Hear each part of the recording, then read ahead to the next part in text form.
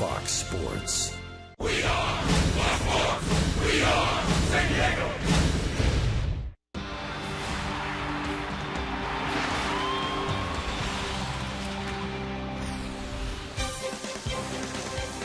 What a storybook start in the major leagues. 22-year-old Casey Kelly last night. First ever major league game.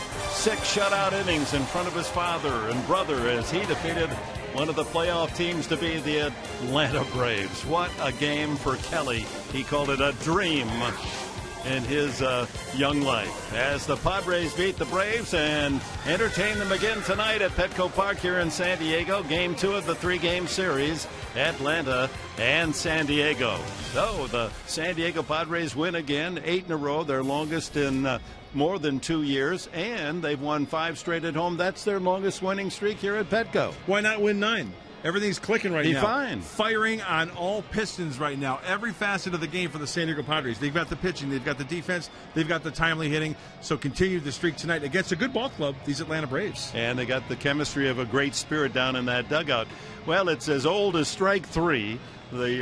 The way you build a ball club, you build the strength up the middle. And last night, in little ways, it was the middle of the Padre lineup that did the job. Dick, any team that contends through the years, you start with the catcher, second base, shortstop, and center fielder. Well, let's step behind the plate. It was Yasmani Grandal with the home run. And then what did you think of Casey Kelly? Oh, he was outstanding. And then you have your middle infielders, Cabrera on the left side, and then Forsythe with the shillelagh, doing it with the leather and the bat. There's your second baseman. And then, who's up the middle? Who's the center fielder? Daddy Long Arms.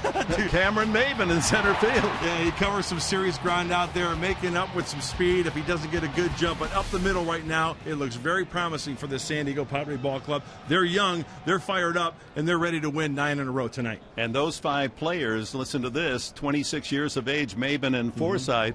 Grandal's only 23. Kelly is 22.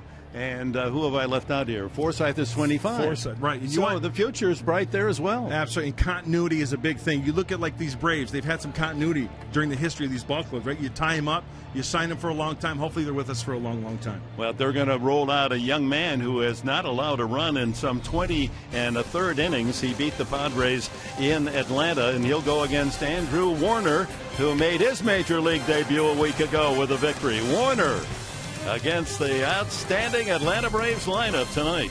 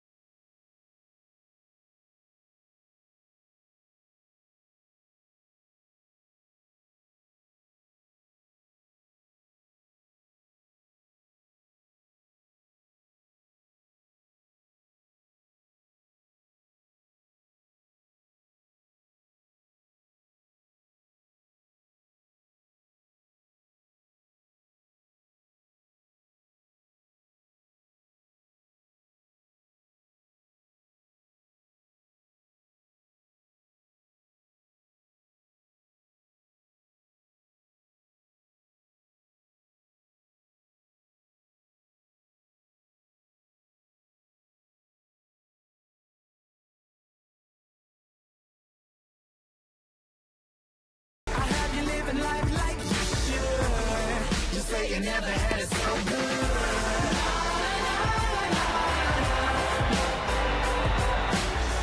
Yeah, well, we've been playing that theme throughout the season. You never had it so good, and it really does apply to this late August night as Freddie Gonzalez will try to stop the 8-game winning streak of the Padres. His team is 3-7 in their last 10. That's about as big a slump as they've had all year long. We're ready to go. Andrew Warner, the left-hander's first pitch is inside.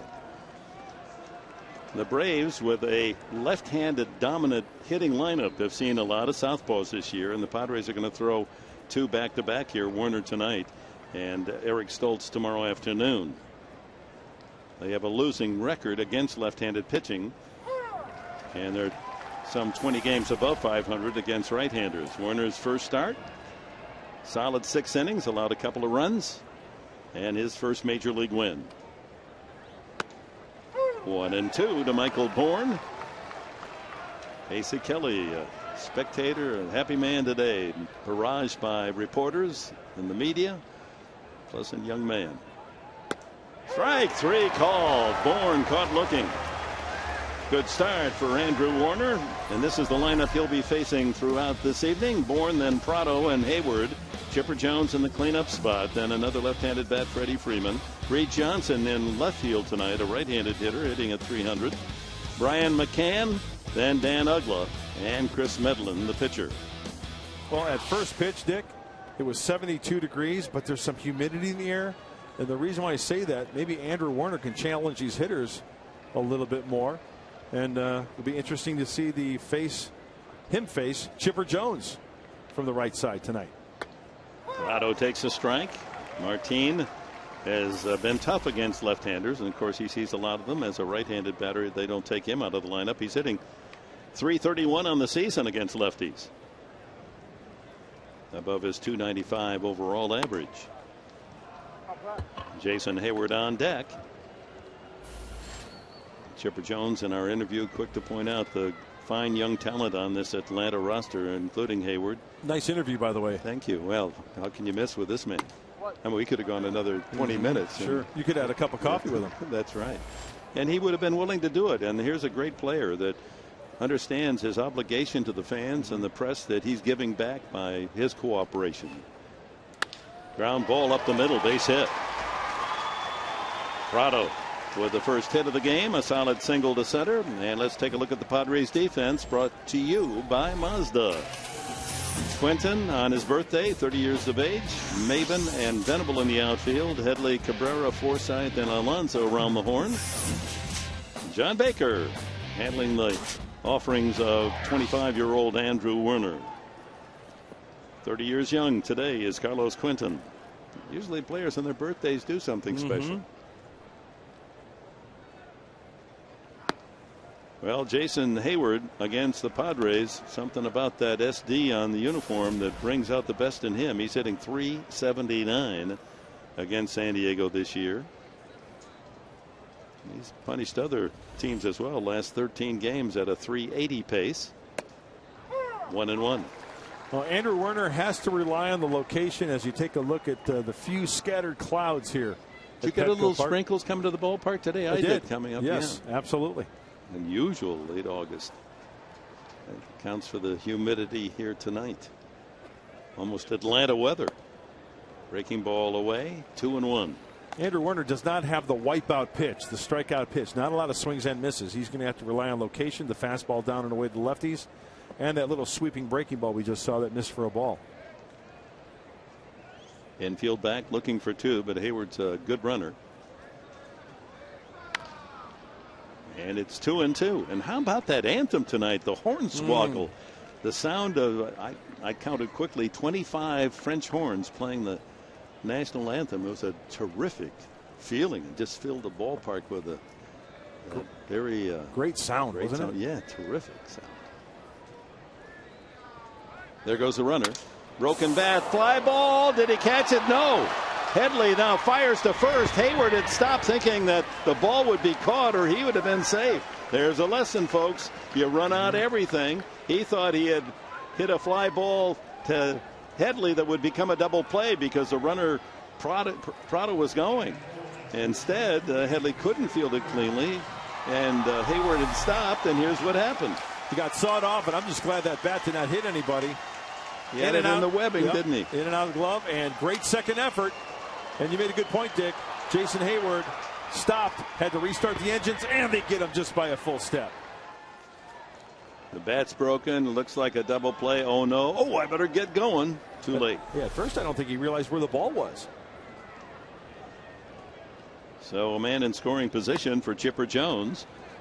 Jones, who had his own way with the Padres down in Atlanta last night in the opener, was 0 for 3, including a ground ball double play to end the game. There goes the runner to third, and no throw by Baker. Well, he stole that one on Andrew Werner, who didn't give him a good look. Looks like he gave him the one look. Runners will feed off that. 16th steal for Prado. You got to look a couple times, maybe 2-3 times, to have that runner hold in his tracks before you commit to the plate. 2 balls and a strike to Jones. He's hitting .310 against lefties this year, the 8-time All-Star. He might just try to pitch Chipper Jones down and away with soft stuff and take his chances with Freddie Freeman on deck. Uh-oh, that ball's hit well to right center field, deep right center, and Jones' ball is not caught by Venable. The run scores. Jones into second. Atlanta 1-0. That ball hit deep to the 400-foot sign. Venable acting as though he should have caught it. A very tough chance. No, Chipper can still drive it long, and that's his 55th RBI of the year. Oh, William had a bead on it, just couldn't come up with it. Where did it hit him? On the thumb? Oh, just off the thumb and the heel part of the glove. Now, that would have been a nice catch, getting him out of the inning. Good effort by Will. In this 8-game winning streak, the Padres have scored first in all 8 games, and they've scored early. 6 times in the first inning, twice in the second inning, including last night. So that threatens that wonderful winning streak, because the correlation between scoring first and victory is a strong one. Freddie Freeman. Want to stop the Braves right here.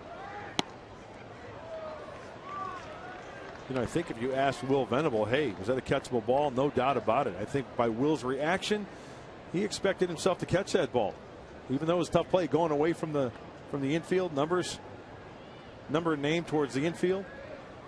You know, don't you think it's a more difficult play for an outfielder who has to angle and hits the warning track at an angle? When you're going straight back, you kind of have it measured where that fence is. But when you're angling across, you're on the warning track longer, and you don't know when that wall's going to come up and meet you. Very good point. And that's exactly what he did, going at it at an angle. Check swing, and he's out of there. A couple of strikeouts for Andrew Werner, but the combination of Prado and Chipper Jones produces an Atlanta run.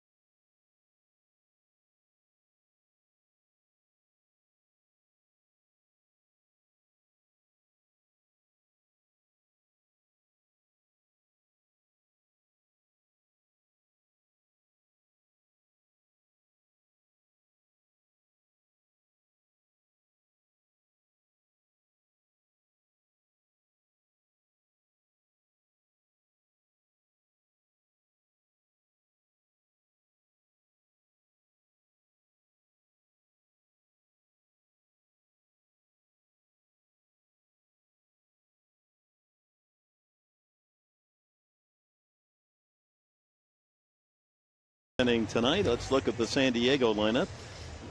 Brought to you by your San Diego County Toyota dealers, Cabrera, Venable, and Headley. This is the lineup basically that succeeded in the sweep of the Arizona series. Quinton clean up. Alonso hits 5th, then Forsythe.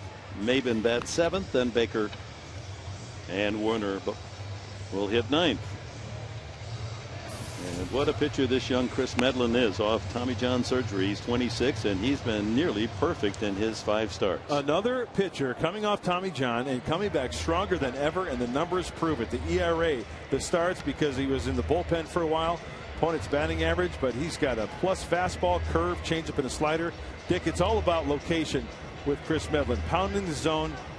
He's up around the low 90s, 91, 92. Get this, fans. The last 16 times he started, Medlin, Atlanta has won all 16 games. In 137 years of the Braves franchise, no one's ever done that. 16 consecutive starts, 16 consecutive wins for the team. He shut out the Padres 6-0, and Atlanta gave up 5 hits. No walks. He doesn't give any free tickets. Exactly, and he's also getting some support as well because of those numbers. So if he gets a lead, chances are he shuts down the opposition. Hopefully that changes tonight. Cabrera swings and sends a fly ball to right. That chases Hayward back, but plenty of room. 1 away. Well, we talked about charging into the wall. Matt Kemp in the game tonight in Colorado. Look at this. He gets pancaked. And it's not the first time. He was okay. Didn't look like it when he ran into that screen. Last night, Kemp, a former high school football player, that's like running into a linebacker that's hiding off to the side that clotheslines you. And fortunately, the star outfielder for the Dodgers okay, but hazardous duty. You got to be fearless playing the outfield. Venable in the top of this inning. He knew that fence was coming up. Yeah, he probably, like a receiver hears footsteps going across the middle. I think that was the case maybe with Will. That was Jones' double that scored the run. 1 ball, 1 strike to Will. Good success against Atlanta pitching in his career. .284 with 5 home runs.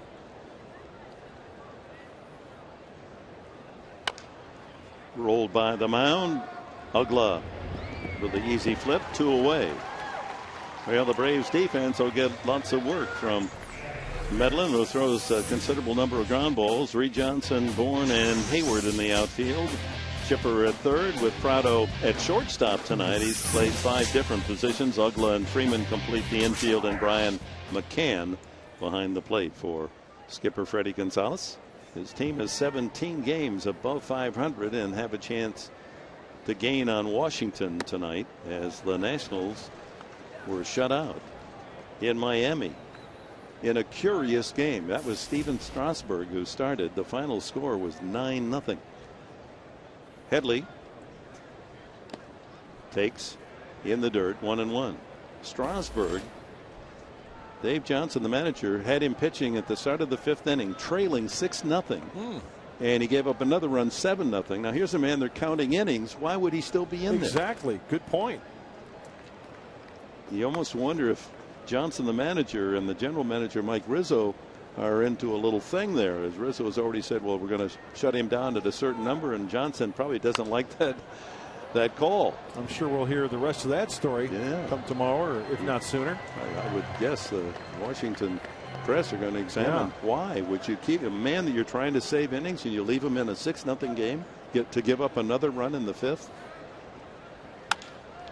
Line drive, base hit. There goes the no-hitter.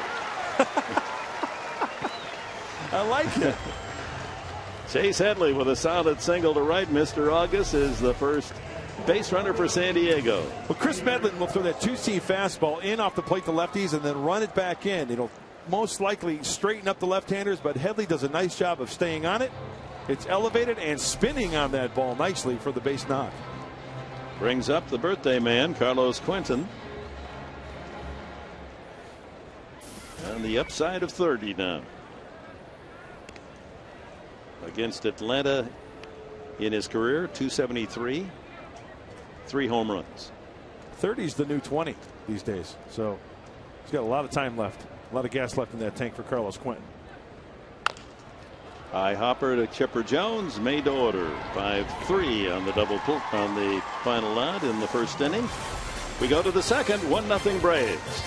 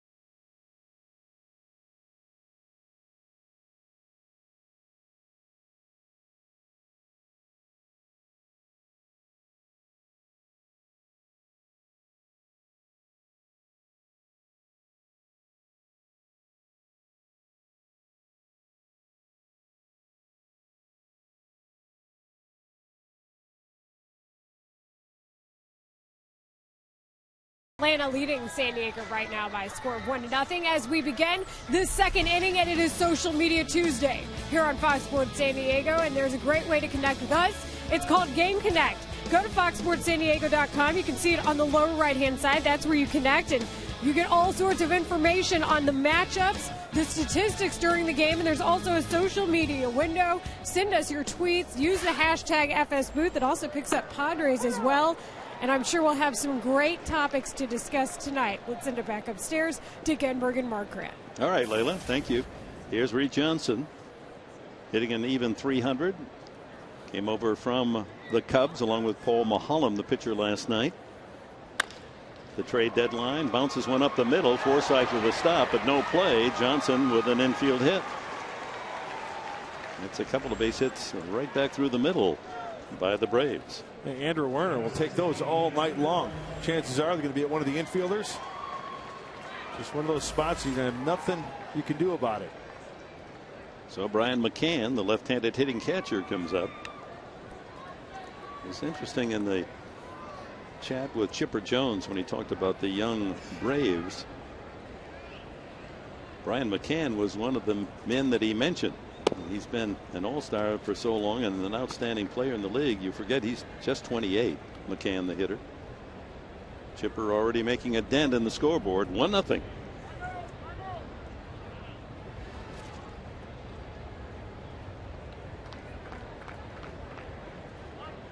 McCann at 234, but like all the Braves, lots of home runs, 18. 58 RBIs. 1-1 the count. Just working it in and out and in, change some speeds. Hey, flip up some change-ups and take your chances against these Braves.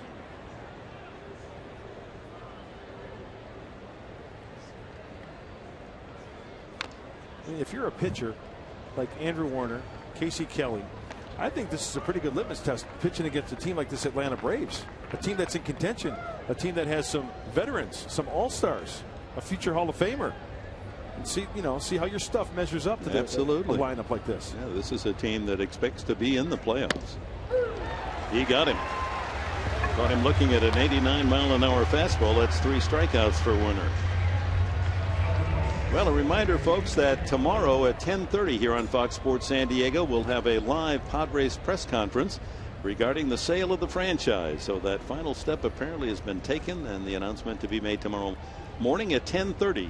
We'll have it live for you here on Fox Sports San Diego. Well, that's good news. A lot of excitement ahead for the Padre faithful. Dan Uggla When you look at that batting average, it's a 207. Oh, what a off season for Ugla. Then you look at the rest. 15 homers and 62 runs batted in. 62 ribbies when you're hitting 207 and batting 8th tonight. It is a tough lineup. Reed Johnson at first base with a base hit, 1 out.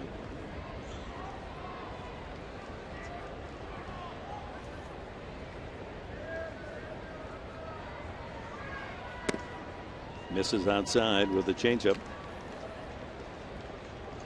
So the final game of this series, the brief 3-game homestand with the Braves, and then on the road to Colorado and Los Angeles.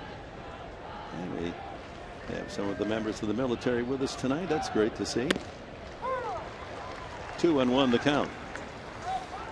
You know, I talked to Darren Balsley, the pitching coach for the Padres. I said, give me a little nugget on Warner. What can I look for? Well, he says there might be a little deception. Watch the ball out of glove. See how it goes right behind his leg there? And with his body, the way he kind of tweaks his body a little bit, kind of hides the ball behind him, and then the ball's up top and on top of the hitter. Looked pretty good. 3-1. Oh, there's Darren, always good for a pitching nugget. Always learning something new from the pitching coach of the Padres. Yeah, if you were a veteran pitcher and in that dugout and you wanted someday to be a coach, just sit next to him, pick his brain. I wish I had him as a pitching coach back in the day. 3-1. Fly ball slicing into the corner into foul territory. Venable, and can't make the play. Well, Jason Marquis, who's been all around the league, both leagues, saying that he wished that he had Darren Balsley as his pitching coach 10 years ago. You know who else said that? Greg Maddux back when he was a Padre. So the count now full to Ugla, with the pitcher Chris Medlin on deck. They got him picked off, and he's out by a mile. Good move. Andrew Warner nails Reed Johnson with the pickoff.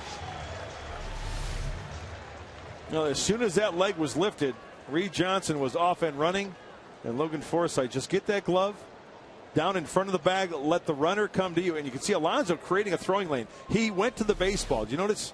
He didn't let the baseball come to him.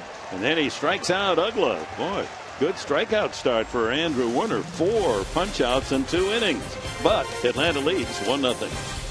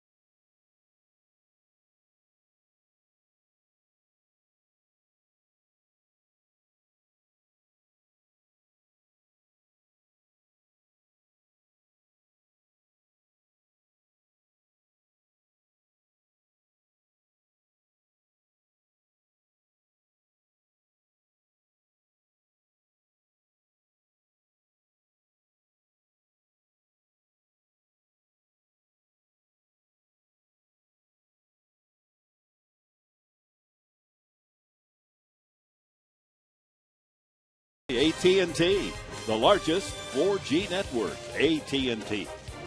Rethink possible. And by Petco, where the healthy pets go. And the Padres come up, bottom of the 2nd inning. Old Mother Moon looking down on San Diego. And it's social media night, and David Doherty, one of our cameramen, sends along a shot of young right-hander Jacob Doherty in the San Carlos Little League. I love the eye black. I love the unis and also the glasses. Look at him getting on top of that baseball. Dave Doherty, camera 4, ready for take 4. No whip hands out there now. Focus, focus. I love the whip hand. Yonder Alonso leads it off, the first baseman. Chris Medlin working on that long shutout string, now 21 in the 3rd innings. You saw his win-loss record, 5-1. Medlin, the one loss came in relief as a starter. He's been perfect. 1-1 to Alonso. Talking about Chipper Jones, Alonso said when he was a young little leaguer in Miami, that was his hero. He even wore number 10 and wanted to play third base because Chipper was his idol.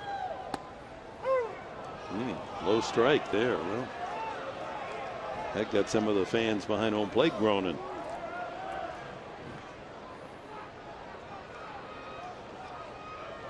Plate umpire is Vic Carapazza.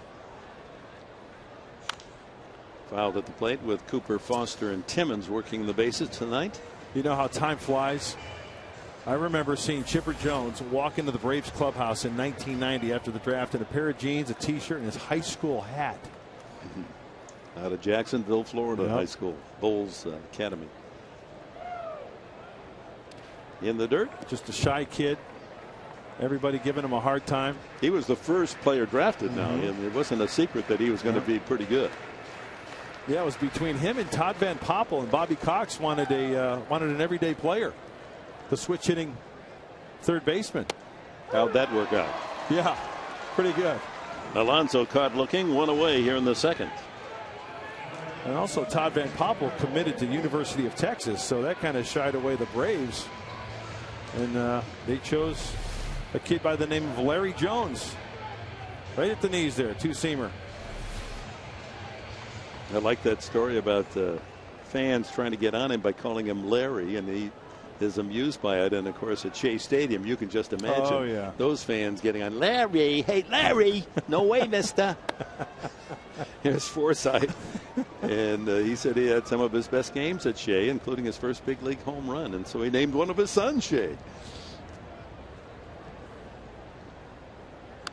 Forsythe, 1-1. He's been a good hitter at Petco. His overall average, as you can see, 265, but 289 at home. Here's a Bobby Cox fan, number 6. He'll be in the Hall of Fame someday, along with Chipper Jones. So tomorrow, fans, the true baseball fan that cheers hard for his home team, you want the Padres to win, but you respect them. As was the case last night, a wonderful ovation, standing ovation for Jones when they presented him with that surfboard. Come out and see one of the greats all time. You could argue, he's in the discussion, greatest switch hitter of all time. It'll be his last appearance here in San Diego tomorrow afternoon. Line drive up the middle, base hit Forsythe.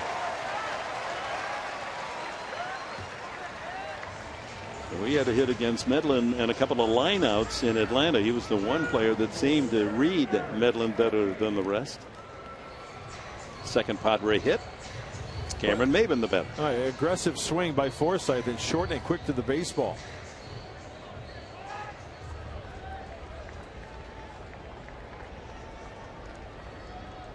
Maben trying to nudge over that 230 mark.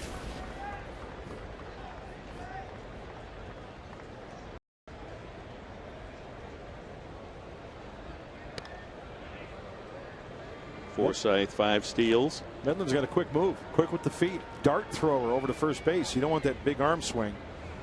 He's got 25 members of his family and friends here to cheer him on. He's from Orange County, went to Santa Ana Junior College and El Camino Junior College.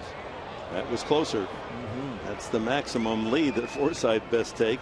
Yeah, Medlin, not only quick feet, but he throws a strike right on the bag. He's Mr. Control. Yeah, from the glove up to the ear, almost like a quarterback throwing over there to first base. Time call by Maben at the plate. He was around for a while in the 2006 draft. They didn't take him until the 10th round. Medlin.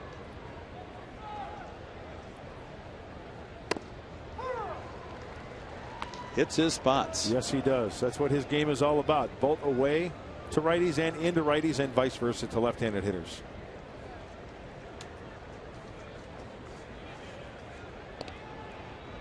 Physically, he's smaller than Casey Kelly. Debuted brilliantly last night. Kelly is 6'3", 195. This man is only 5'10" and 190, but the same kind of fluid delivery. I'm not comparing pitchers here, but remember Tom Seaver? What was he, 5'9"? If he was 5'10", I'm Wilt Chamberlain. Oh, come on. He was 6 feet tall. I'd bet you $1 on that. How about a donut? I'll bet you even better.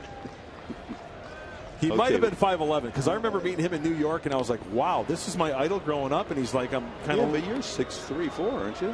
What are you? 6'2" and a hay. Well, you would have said 6'3". Yeah. So he would have said if he was 5'11" that he's 6 feet. So I'm saying in the book he's 6 feet. Okay. And I will gladly pay you that donut. I'll have half of it before I give it to you. Caught looking. So both Alonso and Maben strike out. Well, getting the bat off their shoulder. Well, Chipper participating in our Twitter parade. Game stunk, I stunk, and anyone know how to surf? Referencing the gift from the San Diego Padres, that beautiful surfboard that he can take back to Florida whenever he goes back to Sarasota or Jacksonville. Let's see, he said Daytona Beach, I think. Really?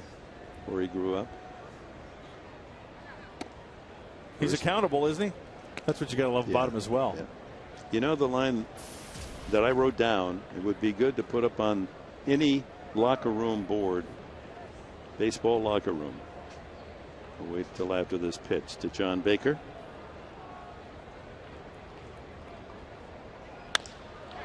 Hit well to center field. That'll chase Bourne back. Still going back, and he runs it down. Boy, he can cover the ground. We saw that last night. And he's able to capture that long bid for extra bases by Baker. It remains 1-0 Atlanta.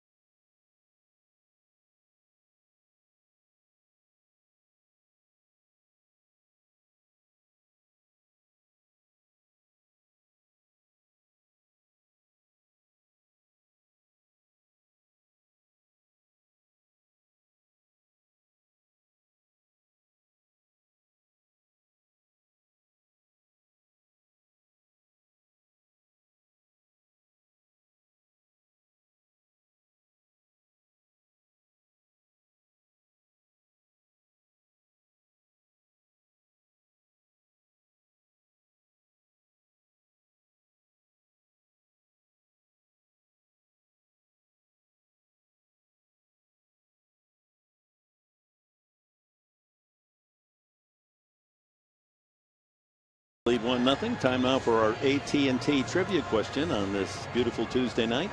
Who holds the Braves record for consecutive scoreless innings pitched since 1974? Consecutive scoreless innings pitched. Well, you got a lot of choices there with all the good arms in the Braves organization in the last 38 years. We'll give you the answer. Half of the inning. I came up with a quiz. I had an Atlanta Braves quiz. Was Chipper Jones is number 3 all time in Braves franchise history. Number 1 is Henry Aaron. Okay. Who's number 2? You don't have to answer right away. Ahead of Chipper Jones. In the meantime, drum roll, please. Tom Seaver, 6'1", 195. You know what? I'll admit when I was wrong. When I am wrong, I was wrong. But there's a footnote to the story. When I was talking to Tom Seaver, I was on the top step of the dugout and he was one step down. Oh, okay, there you go. Yeah, old-fashioned glazed French cruller. What do you want? I just know that Seaver might be watching tonight, and he's my favorite pitcher growing up. Loved the best. Medlin bounces out to second, went away here in the top of the third. And he wore number 41 as well, the number that Warner is wearing tonight. He scraped the cover right off his knees. He used to grind down low on his delivery. Gosh, I love to watch him pitch. I'm hoping to go up and visit the Seaver GTS winery up in Napa, Calistoga in the off season. He's making some beautiful Cabernet Sauvignon. GTS vineyards. People say GTS. George Thomas. Yep. 1 strike to count to Bourne, who took a 3rd strike his first time. That one didn't miss by much. 1-1 to Bourne, who's 5th in the major leagues in total hits, 153 hits. Good leadoff man.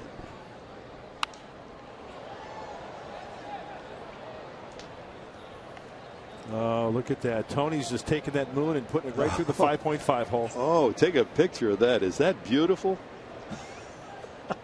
That's great. That is terrific. Foul back.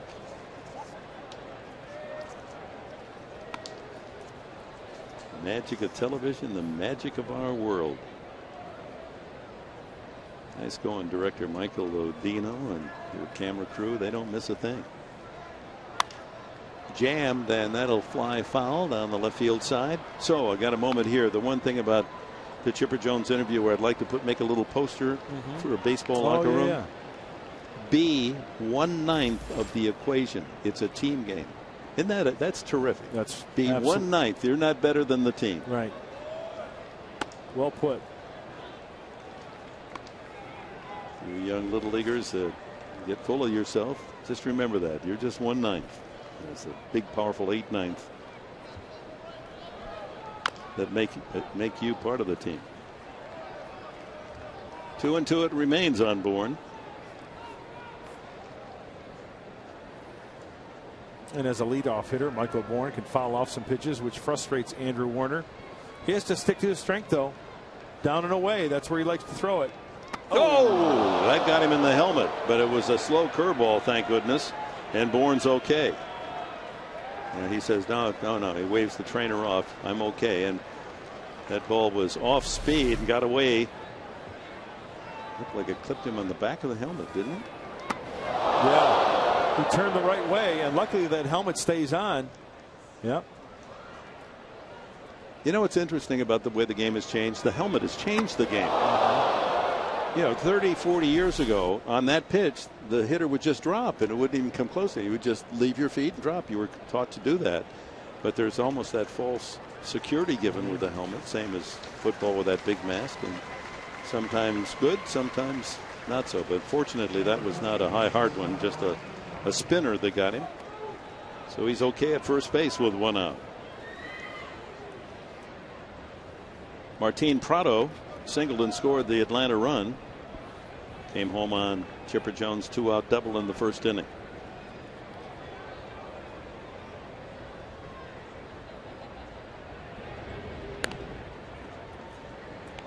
Were they wearing helmets by the time you got to high school ball? Oh yeah. I remember watching old Little League footage. Remember they had those like those flaps that they put over just their ears? That's right. Back in the day, they were actually like hard cardboard. Actually, they were listening to their music, and now those were just those were the beats back then. Now the Dr. Dre's. Well, this is the day that the Beatles were about to perform at Candlestick Park in San Francisco, their last public concert. 1966. Wow.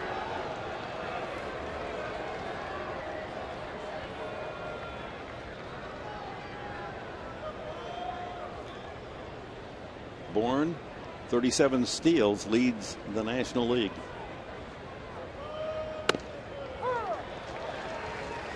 One strike to Prado. Infield set for 2. Warner keeping his eye on Bourne.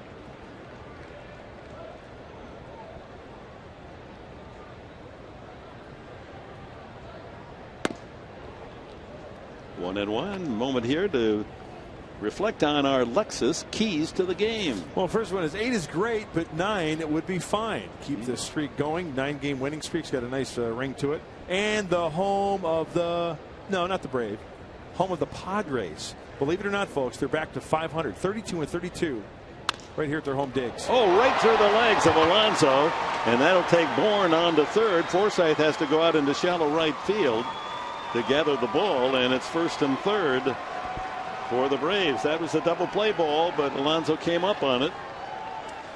And an error charge to Yonder, who's been playing outstanding first base, but that one got away from him. Yep, looks like it went right between his legs. One hopper, he came up on it, he drew leather. So first and third on a hit batsman and an error. And here's Jason Hayward.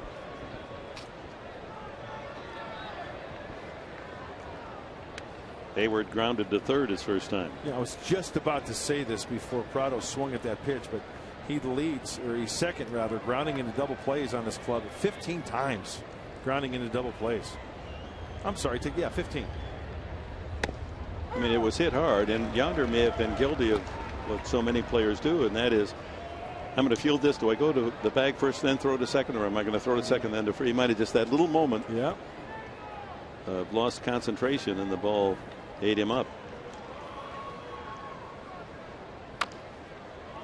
Now here's the time for his 5th strikeout for Andrew Warner. He's ahead of the count, 0-2.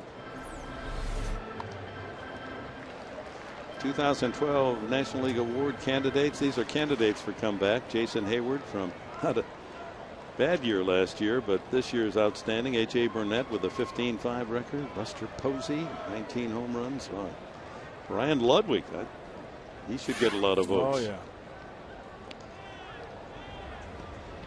How about Chase Headley? Wouldn't he qualify? I'd put him up there, yeah. I remember my old teammate back in the day as a Padre, Mark Davis. He said, I'm surprised I never won that award. I come back to spring training every year. Qualified, didn't it? So 2 strikes on Hayward. Oh, another broken bat. That one goes all the way out to the shortstop position. Wow. Sawed him off twice.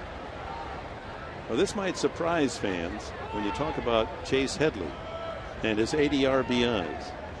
That's more than Andrew McCutcheon, Mark Trumbo, Alfonso Soriano, David Wright, Andre Ethier. That's quite a year for the Padre third baseman. You betcha. All right, back 2 strikes the count. Warner looking for that strikeout of Hayward.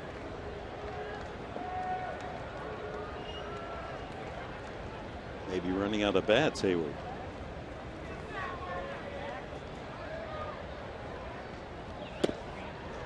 He moves him off the plate. 1-2. Maybe a pitch by design so we can go breaking ball down and away or fastball down and away.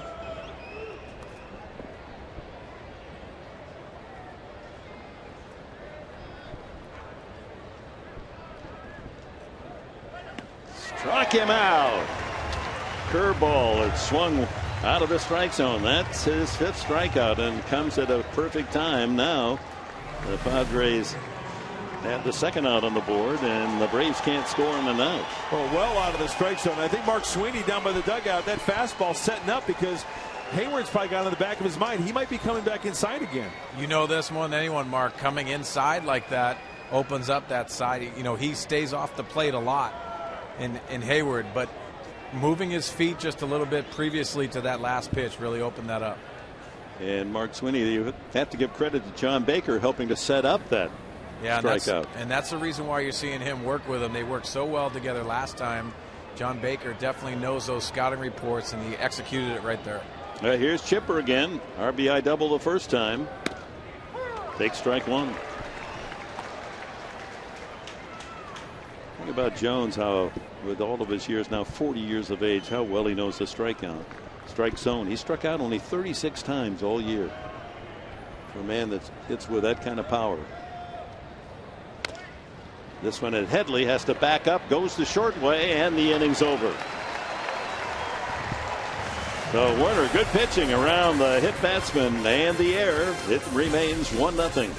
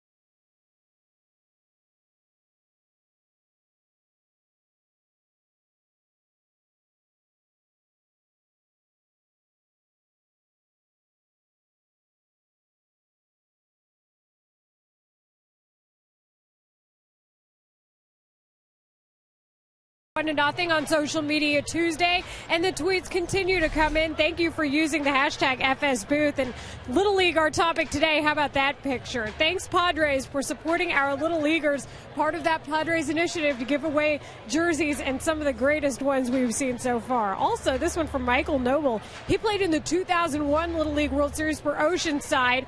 And how about that picture with Junior Seau? How memorable is that? Let's send it upstairs. Dick Enberg and Mark Grant. Yeah, that's what makes it, Layla, such a loss. Junior Seau, he was so involved in the community and sports and kids. Andrew Werner, 0 for 3 in his major league debut. And it'll be Cabrera and Venable here last of the third. A 1-0 Atlanta lead. Chop to the mound. Medlin over to Freeman, one away. Yeah, let's see.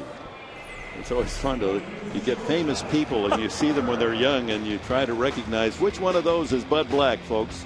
Oh, we gave it away. There he is. There's the left-hander. Oh, that's great. Good stuff. I remember Buddy telling me that when he was a senior in high school, his license read like 5'6", 5'7", like 125, 130 pounds. He was a whole lot of nothing growing up. Then he went a late bloomer. Yeah, huh? Then he went to junior college and of course San Diego State, and then that good dorm food at San Diego State. That's what got him to grow.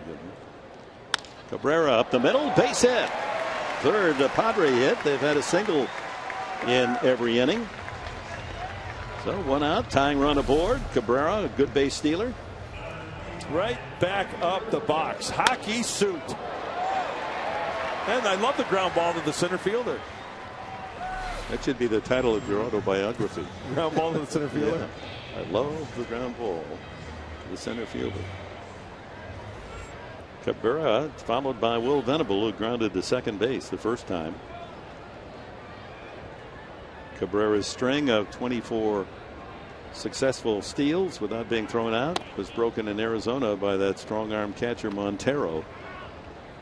Needs to start a new streak. Marking a spot there on the leadoff.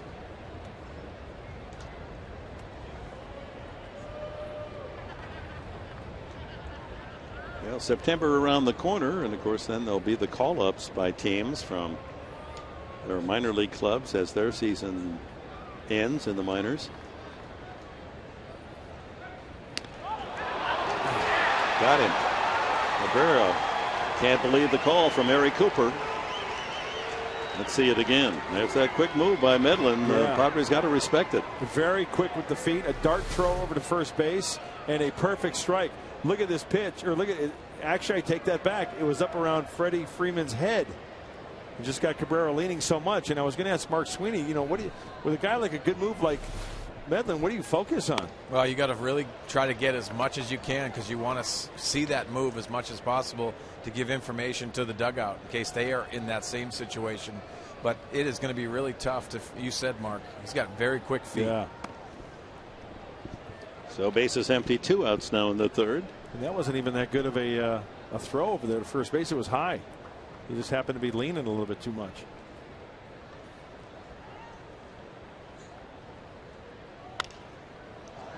And count levels at 2-2 on Venable.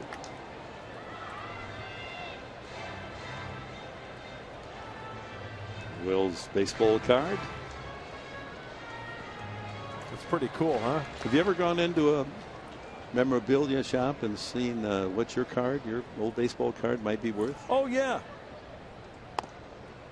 Full count to Venable. What does .03 mean? And it had this funny looking like a C with like a line right through it. Yeah. What's that a symbol for? You know, I know the S with the 2 lines through it. Right. But it's a little C with a straight line through it. Venable goes down swinging. 3 strikeouts for Medlin. We'll get our investigators on the case. We'll be right back.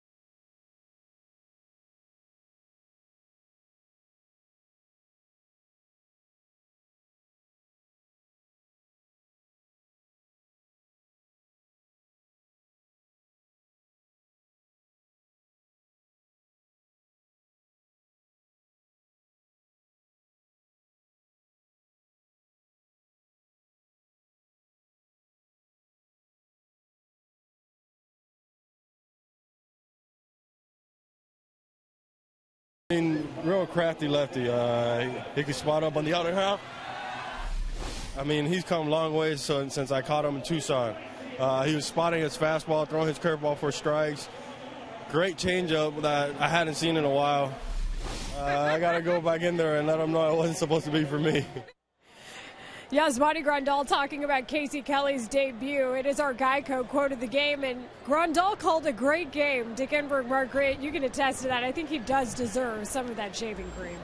Well, they're saying there's some debate, Leila, whether that's shaving cream or whether it's whipping cream. It looks like constituency. It looks like Mom whipped up some vanilla frosting for the cake. It did, didn't it? That consistency. Yeah, in fact, Mark Sweeney made a great call, being the culinary artist that he is. I thought it actually looked like custard, but it was custard. Really? Where'd they get custard? No, I'm just kidding. It's not custard. Whipped cream. You could see it was like a patty. Not a turkey patty, though. I love those. Yeah, well, you put whipped cream on your turkey burgers? No, you don't do that. But yeah, I like the fact you use butterscotch syrup on him. See, it's thick. See it is. Stays on his wig. Ooh. Not Cool Whip. Can't do shaving cream anymore. It's too No. much gel out there. 2-2, and that just missed to Freddie Freeman. Full count on Freeman, to be followed by Reed Johnson and Ryan McCann. Plus that lanolin that's in the shaving cream can burn the eyes. Yeah, I don't think guys worry about that.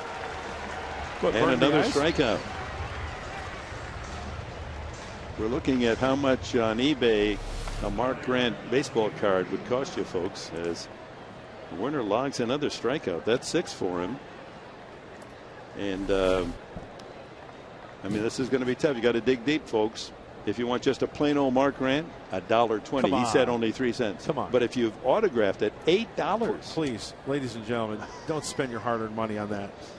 I'll Please. bet you a dime to a donut people will spend their high fly ball shallow behind second base, and actually coming back in for it is Logan Forsythe. He takes care of Reed Johnson. Dick, I'm going to give him $10 for the one that he has his sunglasses on. That's my favorite one. that Mark Grant has. We'll look up Mark Sweeney too and see what They hand those out free at the door if you go into a memorabilia place. don't give it if away. they even have it. McCann struck out his first time.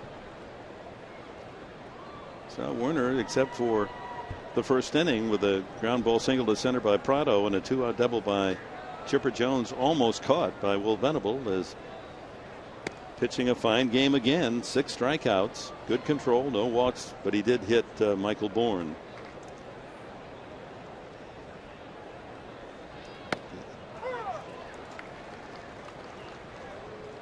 Yeah, Mark Sweeney, it depends on it. In Dodger uniform, it's going to cost you nearly 10.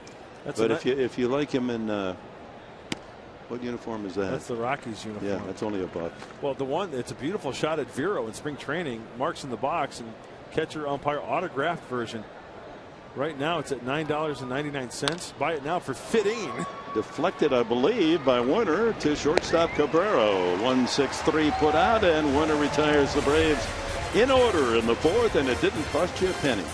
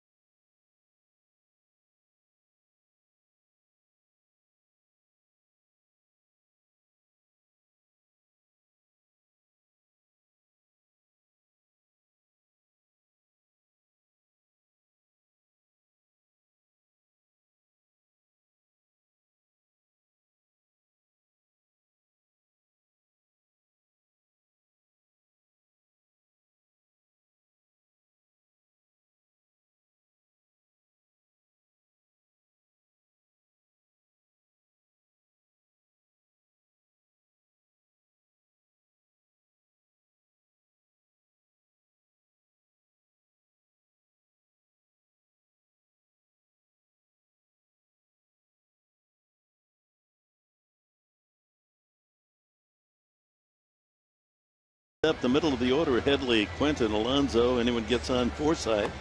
They've got a single in each of the first 3 innings off Chris Medlin, but he continues to throw goose eggs on the board. Another tweet. Do you guys agree this year maybe the best managing job Buddy Black has done for the Padres?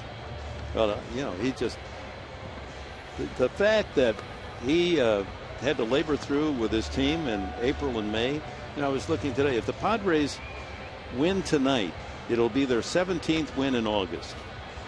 April, they won 7. May, they won 10.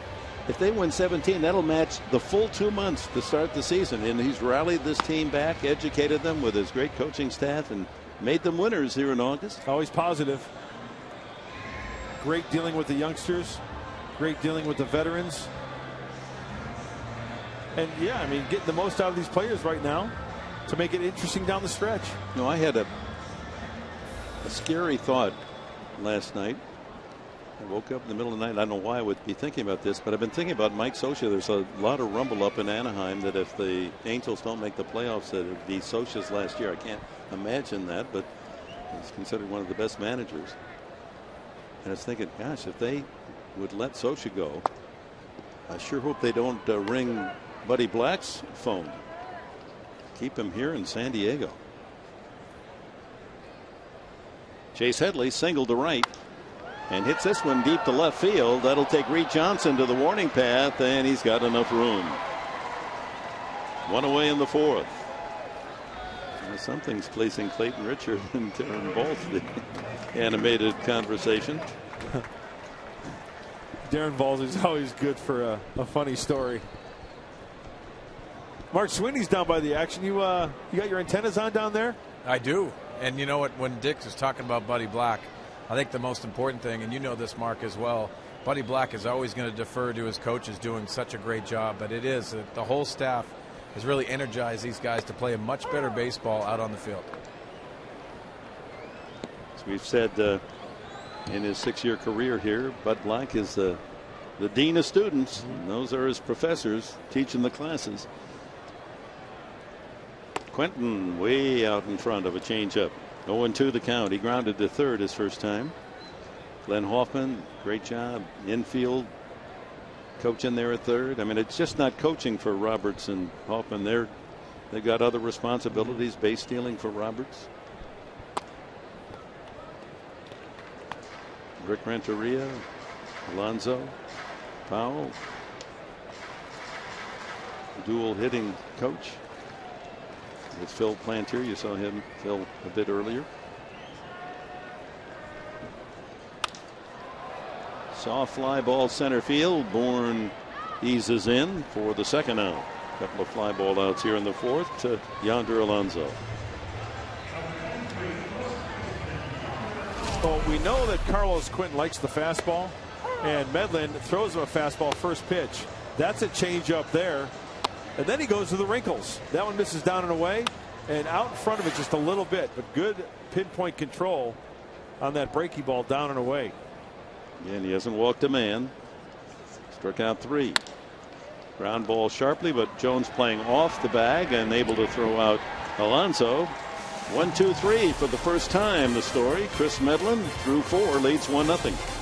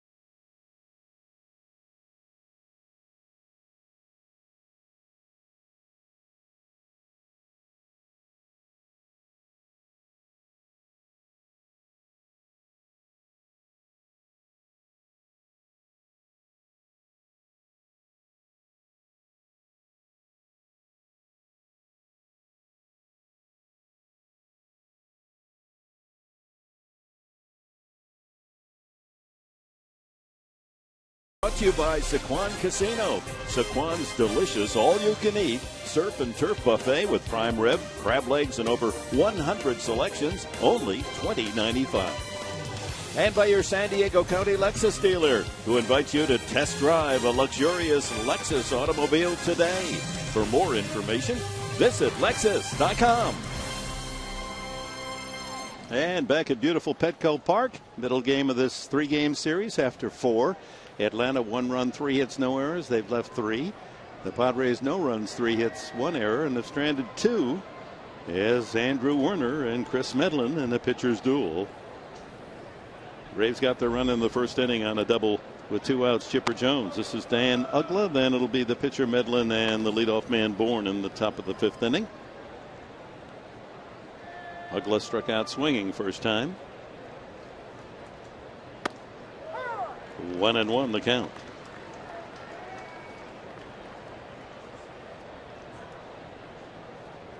"25-year-old from Washington, Illinois, Andrew Werner, 1-2. Went to the University of Indianapolis. Not recruited out of high school, not recruited out of college or drafted out of college. Went the independent league route. We're talking with some of the Padre officials down in the dugout. They took team pictures today, and they said when he finally signed after that tryout, 40 people, and he was the one of 5 that made it, and you must have given him something. He said, nope, he just happy to play. His dad had paid his way to Peoria to tryout. And I guess Tommy Lane got a handsome bonus of $1,000 when he signed. That one's crushed to deep left field. Quentin doesn't even look back. Looks up. It's well gone, almost in the Francais paint can. Man, did that ball go long distance. Long fly ball home run. Uggla, number 16, and it's 2-0.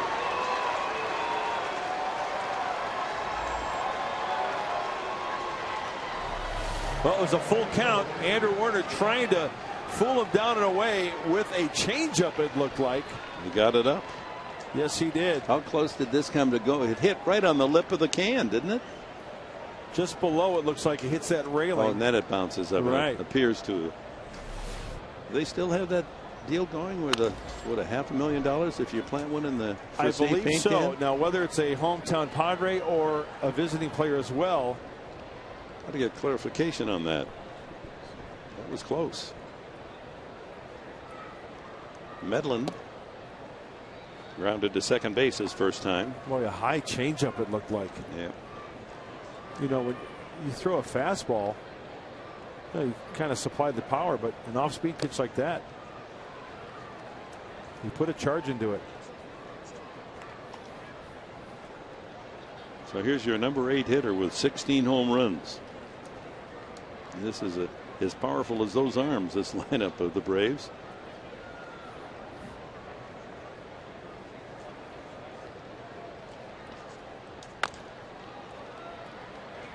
Headley has time with the pitcher running. 1 away. Yes, that is still in effect. $500,000 if you drop a long drive into the middle of that Francais paint can. Both home and away player? I guess so. And I think it goes to charity. Just a Padres home run. Gotcha. And it would go to charity, not to the player himself. Gotcha. But that's nice. Well, a reminder again, tomorrow, folks, at 10:30, live on Fox Sports San Diego, we'll have the Padres press conference announcing the sale of the franchise has been completed. So we'll have the principals involved and interviews for you live here on Fox Sports San Diego, 10:30 tomorrow morning. Long, arduous task that has consumed most of the year, but finally official. Bourne can run well, so Forsythe has to hurry and makes the throw in time. 2 away.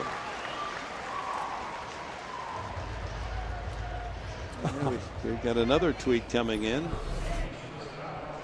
Mudcat 55 was the 2-sport star. You know, that's the back of my Brave card where in Atlanta, part of our workout routine was throwing the football. Somebody snapped a photo there. It looked like a young Johnny Unitas in that picture. I got the high tops working too. That was the old traditional pose in the old days, the quarterback. Got to have your left arm out farther, though, like it. In the flat top? Yeah. 2 away here in the 5th inning. Dan Uggla's home run has given the Braves a 2-0 lead. PRADO a single and safe on an error. Works the count to 2-0. Man in the dugout, Mark Sweeney, went up to the University of Maine to play football. That's right. I didn't have a baseball card with a football picture on it, though. Now, Mark, you were going to be a defensive back? I actually went up there to play quarterback, and they switched me to defensive back because I was playing baseball at the time as well. So they had to switch it. I was going to miss fall ball and spring practice, and that made it very difficult to stay quarterback. Up there in Orono, Maine, you have to play fall ball. Sometimes the springs get a little snowy, don't they? Yeah, they get snowy, and it's actually funny. The Lemon Grove Little League that we had previously on our show played up in Maine. That's where they won that championship. Oh, that's right. They finished second. Yeah, that's right. Alonso takes care of PRADO this time, but Uggla's home run, a blast to deep left field on a high changeup. Oh man, did he crush it! It's 2-0 Atlanta.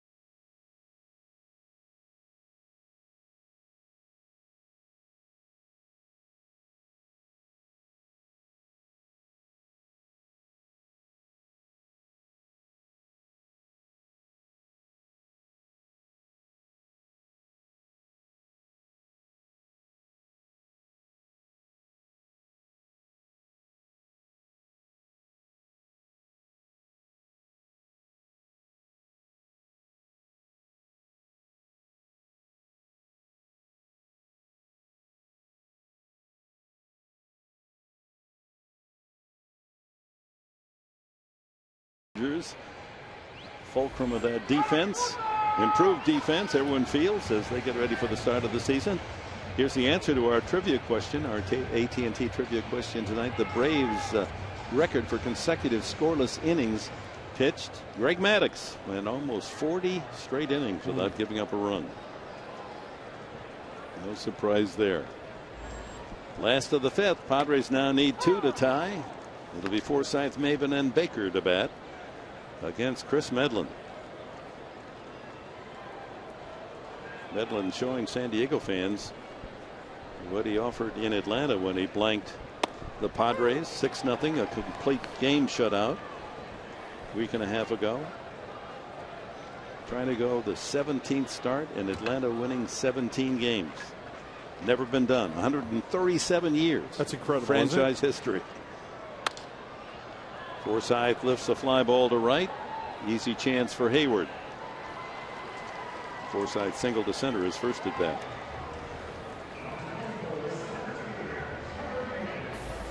Doesn't seem to be overpowering Medlin, but he just gets everyone out. Just a little bit of movement and great command to both sides of the plate, to righties and lefties alike.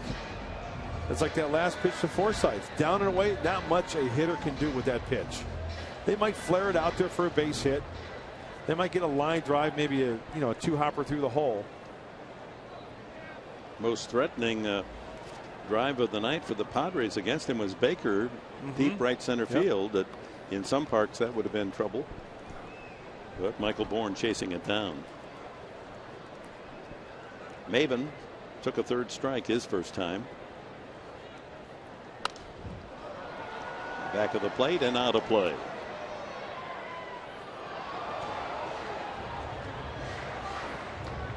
You know, in the weekend off while you were in Arizona, did you go through the old films and ran into A Few Good Men?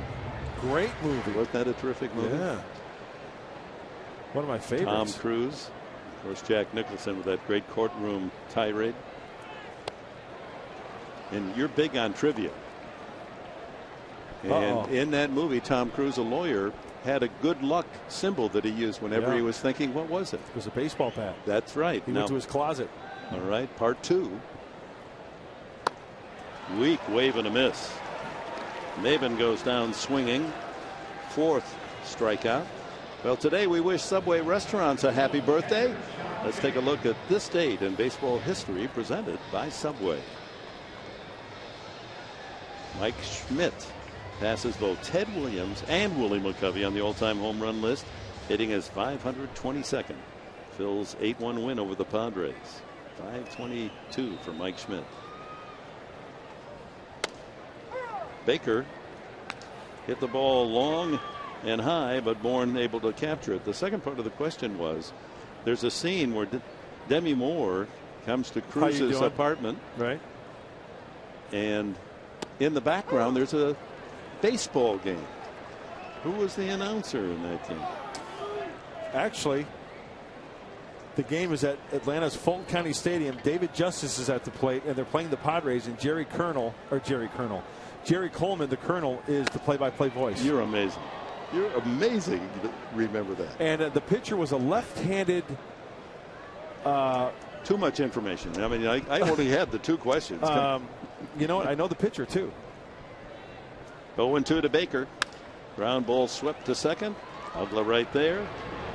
And Medlin is mowing him down. That's 7 in a row.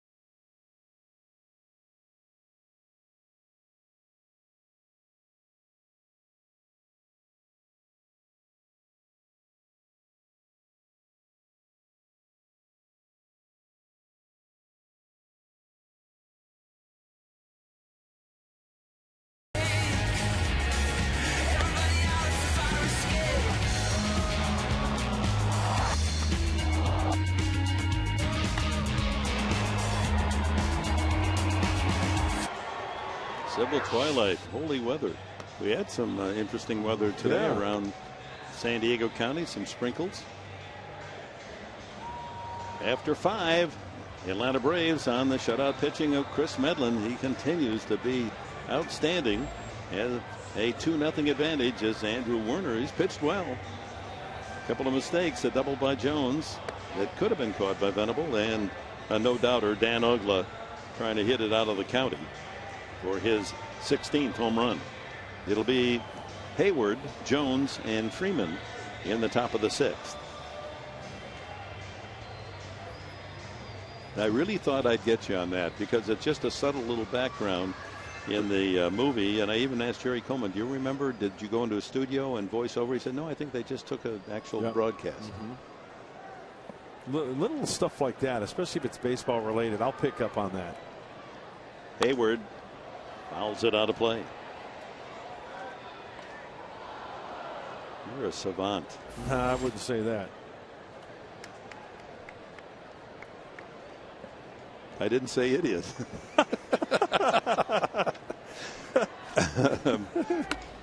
Ground ball, Forsythe. And you can see Hayward gets up the line well, but he's out 4-3. Well, time now for the Farmers Insurance report card from Petco. The report card, Padres starting pitchers 7-0 in this 8-game winning streak with a 1.67 ERA. And Werner's pitched well enough, just a couple of runs, but it grows taller and taller the way Chris Medlin's pitching. As Medlin now has gone 16 straight shutout innings against the Padres. Chipper, RBI double and a ground out to third.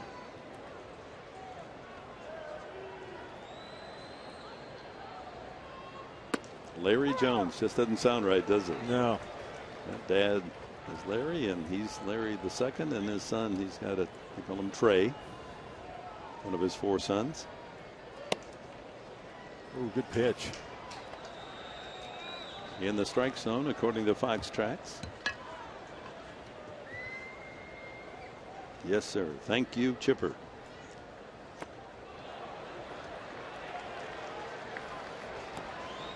One and two. Chipper probably thought it was going to be real easy after his first full year in the big leagues in '95. Why? Because they won a world championship. His first full year in the big leagues. He calls that his greatest thrill in the game. They get close a lot of times. That's why you got to take advantage. That's why you wonder about the Washington Nationals this year. Postman doesn't always ring twice. 2-2 to Chipper Jones. Hit to right. Venable, good break on the ball and makes the catch. Fox Sports San Diego will be taking over the Padres ticket office. This limited time offer is only available on September 4th, coming up soon during the game. And get hooked up with an amazing deal for just watching the Padres on Fox Sports San Diego. Don't miss it. The ticket office takeover, September 4th during the game. That's during the game with the Dodgers on Tuesday night, the 4th.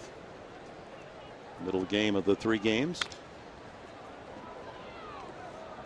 As the Padres take on the LA Dillionaires.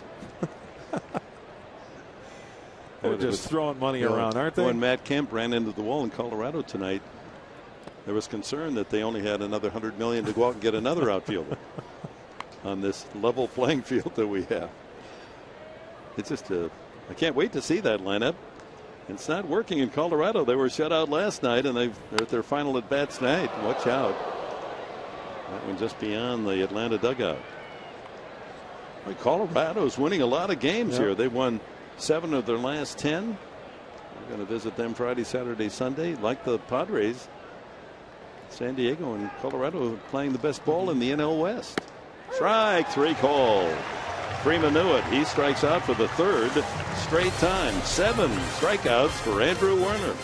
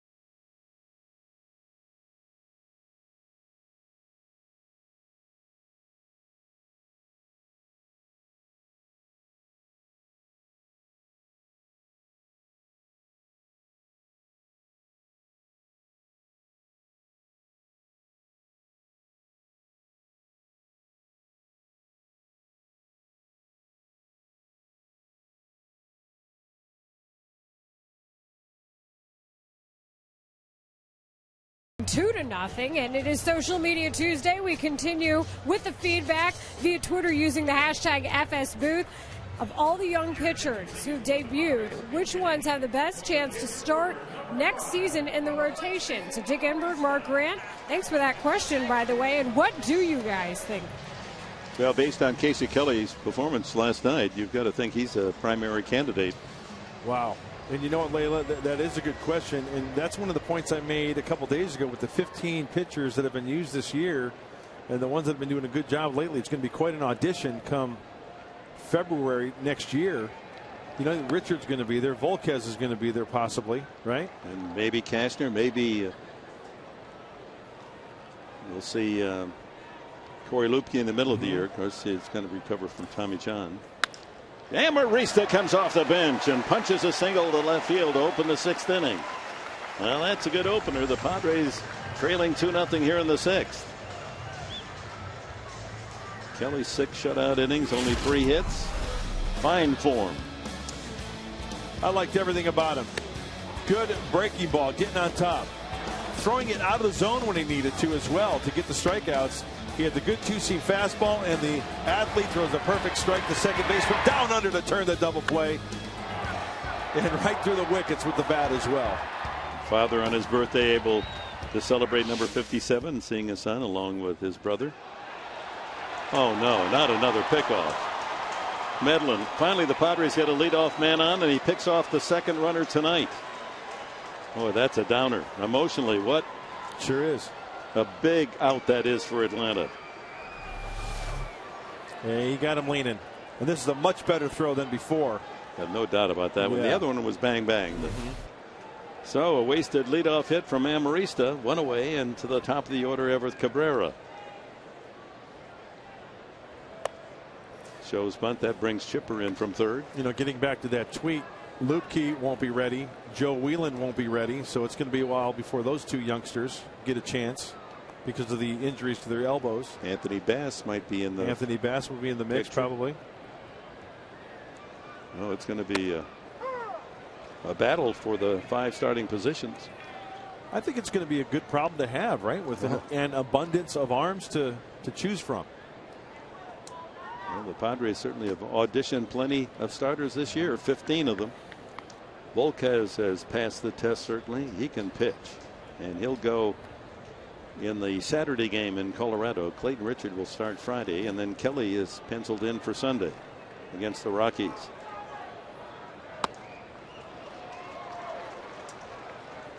There goes Cabrera to 2-2.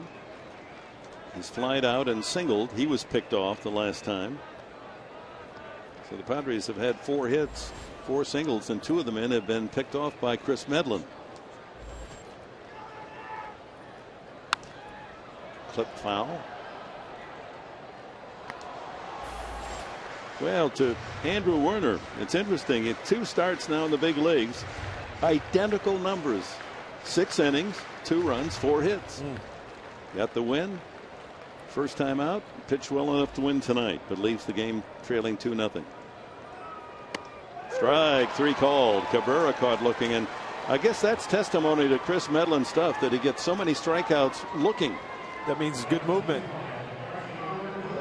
5 total on the night, 2 away, and Friday on Fox Sports San Diego, we invite you to try a new episode of Padres POV. Join the crew for a personal look at the Padres, as always, both on and off the field. Padres POV, a new episode Friday, 4:30 on Fox Sports San Diego, presented by Sequan Casino.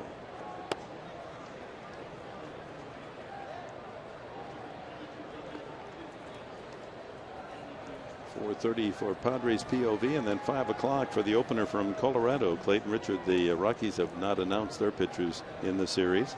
Venable bounces one up the middle and by the dive of Prado.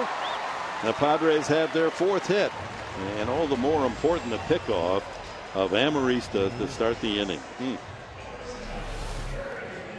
Well, a lot of the Padre hits doing a fine job of letting the ball travel just a little bit more, taking it right up the center of the diamond. A good effort right there by Martin Prado. Prado, who plays second, short, third, left field. play any of the outfield positions. Well, Headley represents the tying run with his 22 home runs this year. Can he come up with another here in the month of August? 10 of those homers here in August.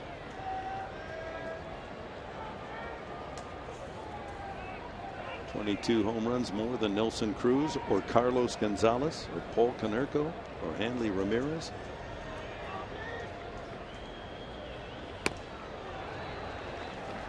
Well, he's got a great idea out there. He pulls the string on the changeup to the left-handed hitting Chase Headley. Behind in the count as well to even it at 1-1. That's a good pitch. He has that low outside corner with a changeup automatic. He's able to dot that corner. I was expecting Will Venable to lead off first base like they do in Little League with 1 foot on the bag. It would be the safe approach. Pickoff moves have been key to the success of this man tonight. Hanging on to a 2-0 lead here in the 6th. Out of play. Headley a single to right and a fly ball to left.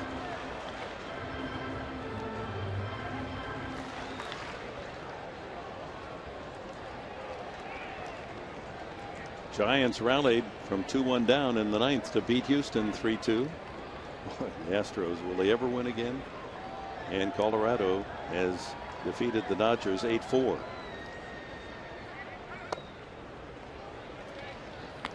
So the Giants had a game. They now lead 3.5 over Los Angeles.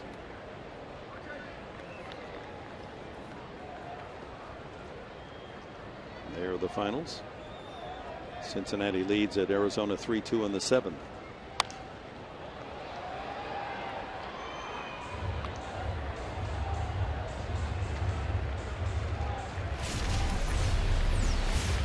Wilin Rosario, the young catcher for the Rockies, he's having a terrific year. I believe that's his 21st home run.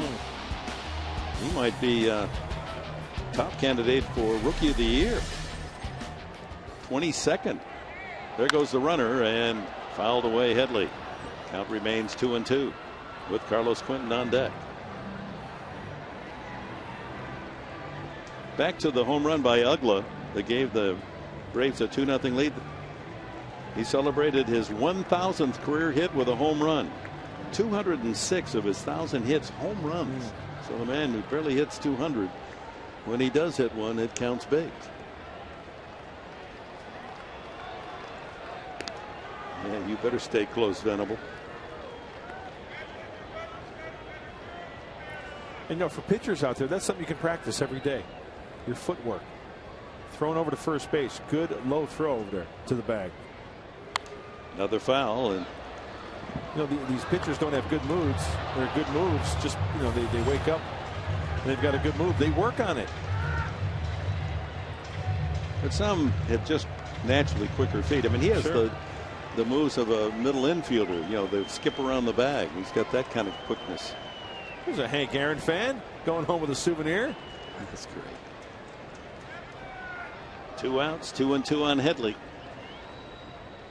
Runner goes, swung on and missed, strike 3. Another changeup, another strikeout. 6 now for Chris Medlin. He is some talented pitcher.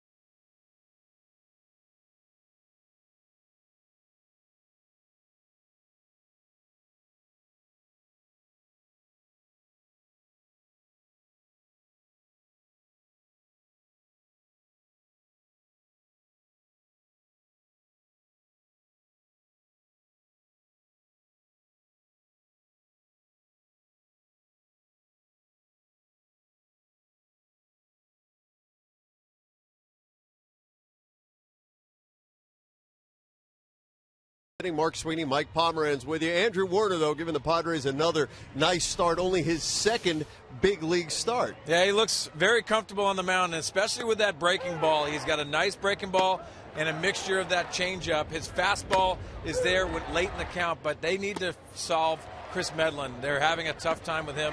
They need to get some runs for Andrew Warner. He's doing a nice job. Well, as I'm sure Dick and Mark have told you time and again now, Chris Medlin threw a complete game shutout when these two teams met in Atlanta. So, yeah, they have to solve that riddle and quickly. When we see you on the post-game show, we'll talk about the pitching, the hitting, and hopefully there will be more of it for the Padres. Also, Dick Enberg's conversation with Chipper Jones. If you missed it in the pregame show, it's going to re-air tonight after the final out. It's a great interview, and you'll hear from the manager, Buddy Black. We'll see you in just a few more minutes. All right, Mike and Mark will be with you. Great job as always.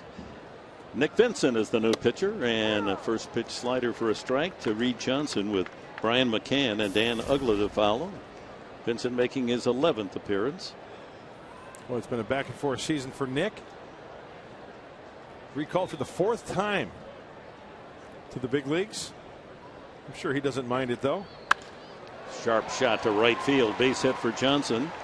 His second hit. And only the 5th by the Braves tonight. They're getting loose down in that Brave bullpen. And the Braves have a terrific pen. In fact, since the All-Star game, they're the best in the National League, a 1.86 ERA. They're second in the majors since the All-Star break. Here's McCann. Happy to see a right-handed batter. He is struck out and grounded out, facing Werner. Tough lineup for a right-handed pitcher. That made Casey Kelly's performance last night all the more impressive. That's why I think as a right-handed pitcher, you really have to have a good secondary pitch, that being a curveball like Casey Kelly was throwing last night. And you also mix in a couple changeups. A good changeup from a right-handed pitcher to a left-handed hitter going down and away. It's a good pitch. That's a good one, right in under the hands of McCann. Almost looked like a cutter there. Had a little, yeah, absolutely. He throws that cutter along with a slider. Nick Vincent does.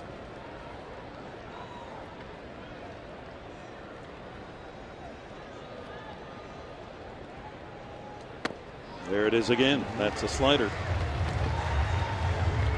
Maybe not. Might have been the cutter. Strikeout. Sunday, September 9th is Military Family Appreciation Day, presented by USAA right here at Petco Park. Hey, join your Padres as we salute the families of the armed services. Get to the park early for a special pregame ceremony before the Padres take on the Diamondbacks. First pitch 1:05. Get your tickets now at Padres.com or get on the horn at 619-795-5555. Let's salute everybody in the military. Absolutely. Sundays are always special here at Petco. Here's Ugla, home run and a strikeout tonight. 2 runs for Atlanta. The first inning, a single Prado, a 2-out double Chipper Jones, and then Ugla's home run making it 2-0. That's where we stand. 1 out. Reed Johnson at first. We outside 1-1. So tomorrow 2:30 for our pregame show on Fox Sports San Diego. Eric Stoltz will try to make it 5-2. Another left-hander to face the Braves. He beat him down in Atlanta against Tommy Hanson, 12-6. Atlanta 4.40 ERA to wrap up the season series with the Braves. 3:30 start, 3:35 actually. Don't forget at 10:30 we'll have the live press conference, the official announcement of the ownership change. 10:30 tomorrow morning here on Fox Sports San Diego. 1-2. Got him. Back-to-back strikeouts, McCann and Ugla. And that brings up the pitcher Medlin.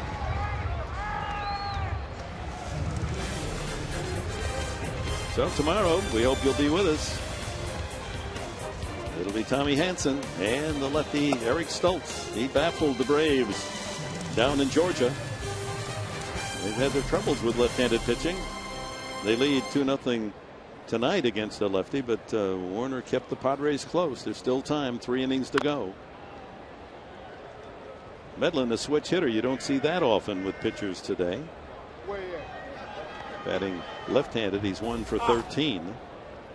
Right-handed 0 for 2 tonight, so 1 for 6 right-handed. But he's a chip, not a chipper. Just a chip.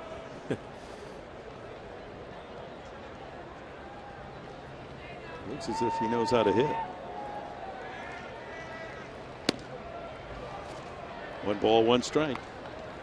Padres in the bottom of the 7th will have Quinton, Alonso, and Forsythe.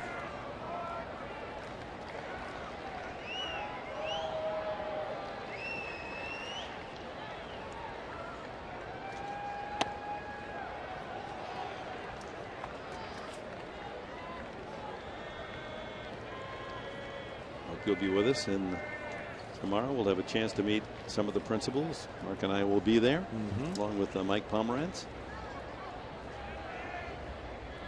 2-1 to the pitcher Medlin.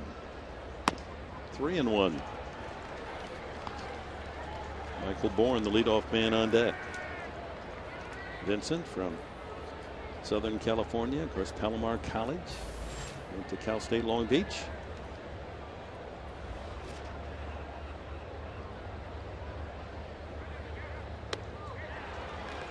Fastball, and the count goes full. Boy, sliders into the lefties, cutters in, and fastballs, 4-seamers away. He's mixing it up quite nicely, Nick Vincent. You saw pitching coach Balsley on the phone. Somebody loose in the bullpen for the next frame. Broken bat, fly ball. Easy chance for the shortstop Cabrera. The inning is over. Leadoff single by Johnson, but that's it. Stretch half for the 7th at Petco, 2-0.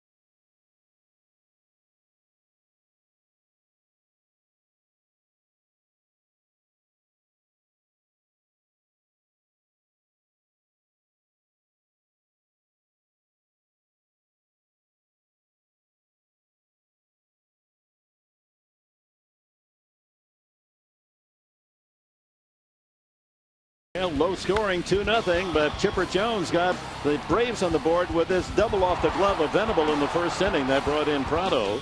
And the only other run, Dan Ugla. Monster home run to left field. His 1,000th career base hit.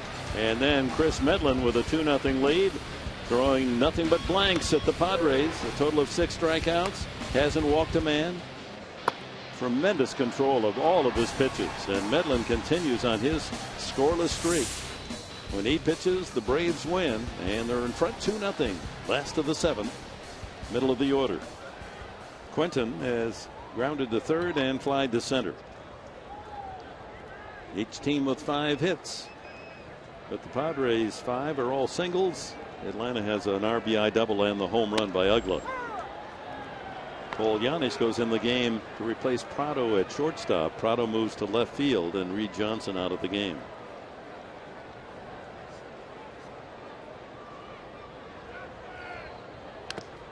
Breaking ball, and the count goes 0-2. So if you're keeping score, put Paul Janisch in the 6th spot in the batting order. 20,955 the attendance tonight. Hope to see you out here tomorrow. The final game of this 3-game series and the last game with the Braves in 2012. College football on Fox Sports San Diego all season long, starting Saturday beginning at noon. The ACC kicks it off. Richmond against Virginia. College football lives here Saturdays on Fox Sports San Diego. Ground ball at the new shortstop Paul Janisch. 1 away. Well, the Padres with limited base traffic, and what has really knocked them off their heels is the fact that twice tonight Chris Medlin has picked the runner off first base. Cabrera and Amarista. Especially painful in the 6th because Amarista a pinch hit leadoff single. So it looked like the Padres might have something brewing. He gets picked off, and then later in the inning Venable single, but the Padres came away empty. That's something you don't see too often, just runners getting picked off at first base. But Medlin 2 times tonight.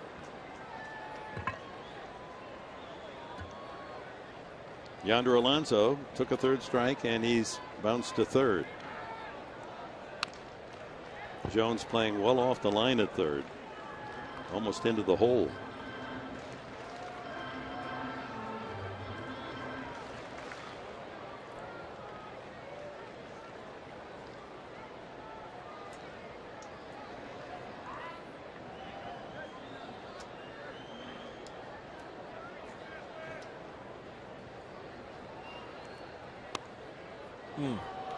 He's all around the plate. When he misses, he barely misses. 1-2 the count. Seems like he can hit that low outside corner against a left-handed hitter just with his eyes closed. Just got a piece of that, and that one clipped the catcher McCann. That got him in a bad place.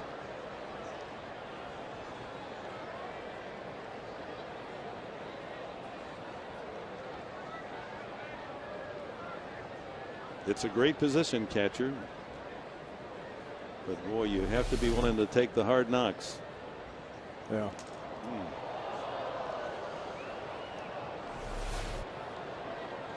And of course, there's a protective cup to help all the athletes, but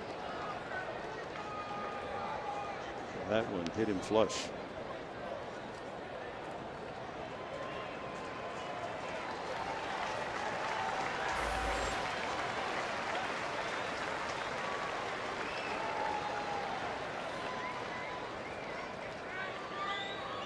So you want to be a catcher, huh?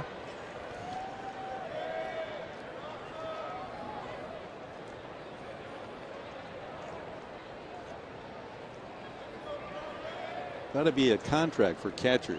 When you take a foul tip like that, you automatically get a little bonus. You know, now throw another 1,000 into the cup for the kid. You know, Literally. well, not literally into that cup, but I'm into the cup. Well, he's back in there so we can smile. 1-2. And almost another one. Yeah, Did you see how he reacted on that foul tip? He just kind of crunched his whole body. Almost went into the fetal position. McCann got it pitch before Alonso gets the foul tip. If I'm the umpire, I'm shaking in my boots right about now. Yeah, your turn, Vic Carapazza.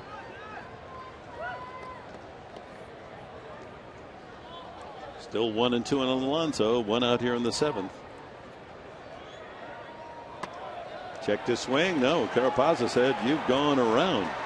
Well, it looked like a pretty good check by Alonso, who doesn't argue very often. We'll take a look from the side, but he's gone. 7 strikeouts now. Yeah, he just wanted the home plate umpire to ask for a little help. Yeah, he went. Yeah, I think he went. Don't you like that when I agree with you? I like it a lot. But no, he definitely went on that one. That's a potential loop single. Sure. You wouldn't give him a double on that swing? Yeah, because, you know, he's a doubles guy. That's right. It's been a while since he's had a double. He needs to get that 33rd double. Logan Forsythe a single and a fly ball to right. How sweet would that be for Yonder Alonso to finish the year with 40 doubles?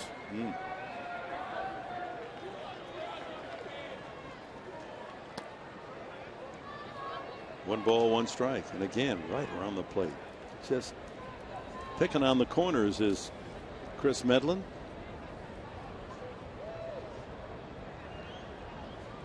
The thing you have to like about him in shutting out a complete game shutout in Atlanta, he didn't walk a man. Struck out 6. He hasn't walked a man tonight. 7 strikeouts. Man off Tommy John surgery. Didn't play last year. Line drive, wicked, foul. Good catch made down there. That's the corner, souvenir corner. Bring your glove.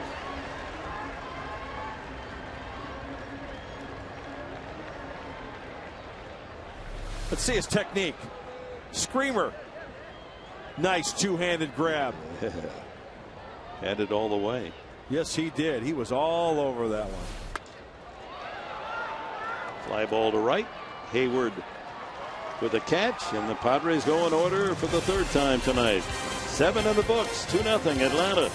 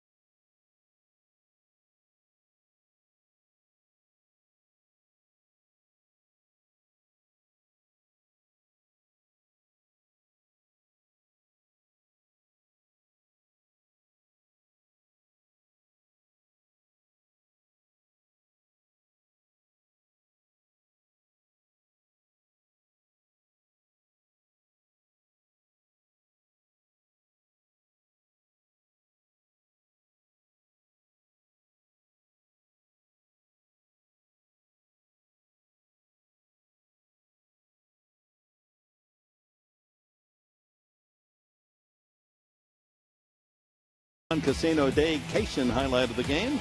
Left-hander Andrew Werner had the strikeout pitch going for him. 7 of them tonight. That matches the total from Chris Medlin.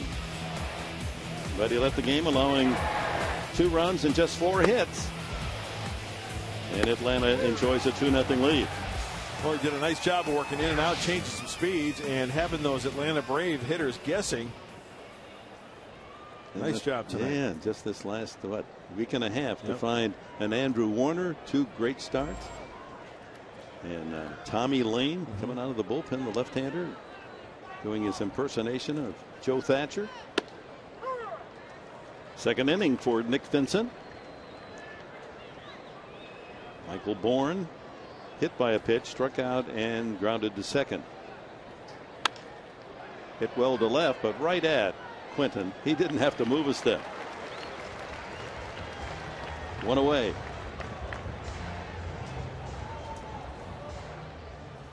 On September 9th, regular season begins with a Fox NFL Sunday doubleheader. First, Robert Griffin III and the Redskins take on Drew Brees and the Saints, or Michael Vick leads the Eagles against the Browns, or the Falcons take on the Chiefs, or Rams against the Lions. Then, in America's Game of the Week, the 49ers battle Aaron Rodgers and the Packers and Dad. Or the Seahawks and the Cardinals, or the Panthers and Buccaneers. Coverage begins Sunday, September 9th with the Built Ford Tough Fox NFL pregame show at noon Eastern, 9 a.m. Pacific. Check local listings for the games in your area. Hey, that San Francisco Green Bay game, that's a marquee game to start the season. Yeah. Is that one at Lambeau or at the Stick? At Lambeau. Cheeseheads will be ready. Yeah, they will. PRADO takes a strike, 1-1.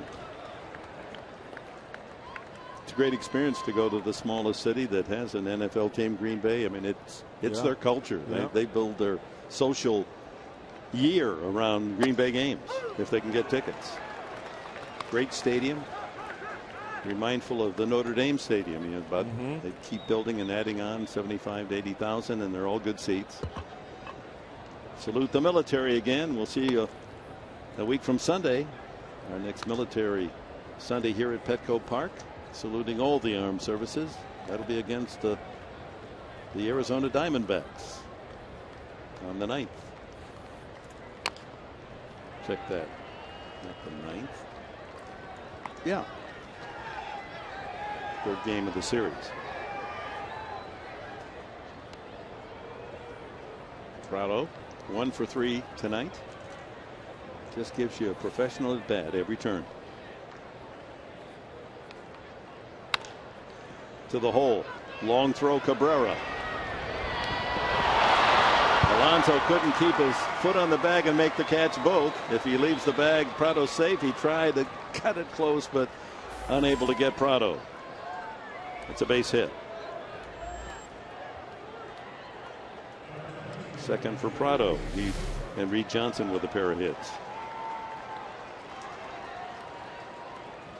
Solid throw would have gotten him, but it was a tough play.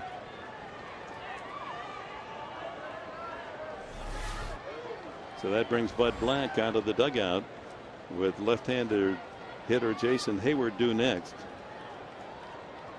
He's going to go to the bullpen, and the left-hander Tommy Lane makes another appearance when we return to Petco Park.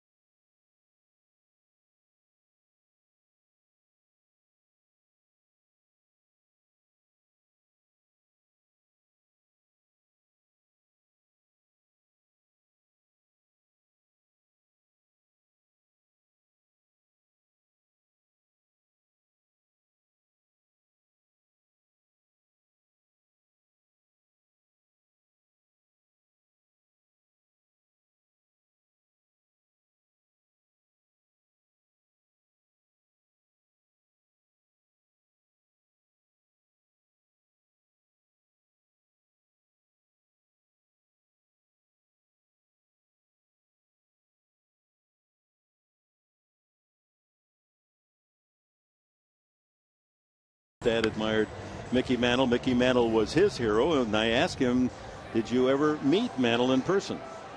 I actually did a card show with him. I was in AA. We did a card show in Atlanta, and I sat next to him. It's the only time I can ever remember being at home at night practicing how I was going to meet somebody in the mirror, because this guy was put on such a pedestal for me.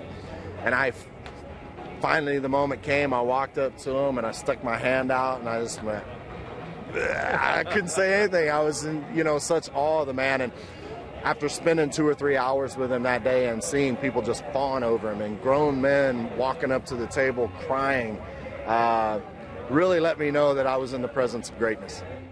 And Chipper, of course, taught the switch hit because his dad's admiration for Mickey Mantle and what he was both left and right-handed, and he certainly has filled the role, a 300 hitter right-handed, a 300 hitter left-handed. And I'm sure there are young people that have trouble getting the words out meeting Chipper Jones. And this his 20th year of pro ball. #1 player picked in 1990 out of Jacksonville, Florida.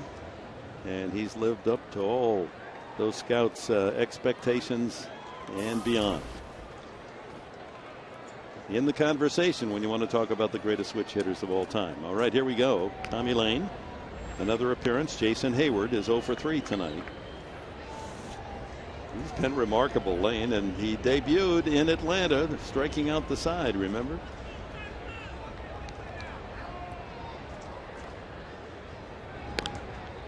He had that sweeping breaking ball working. Great location getting ahead and having the hitters chase when they were behind. 9 appearances now for Lane. He's given up only 1 hit.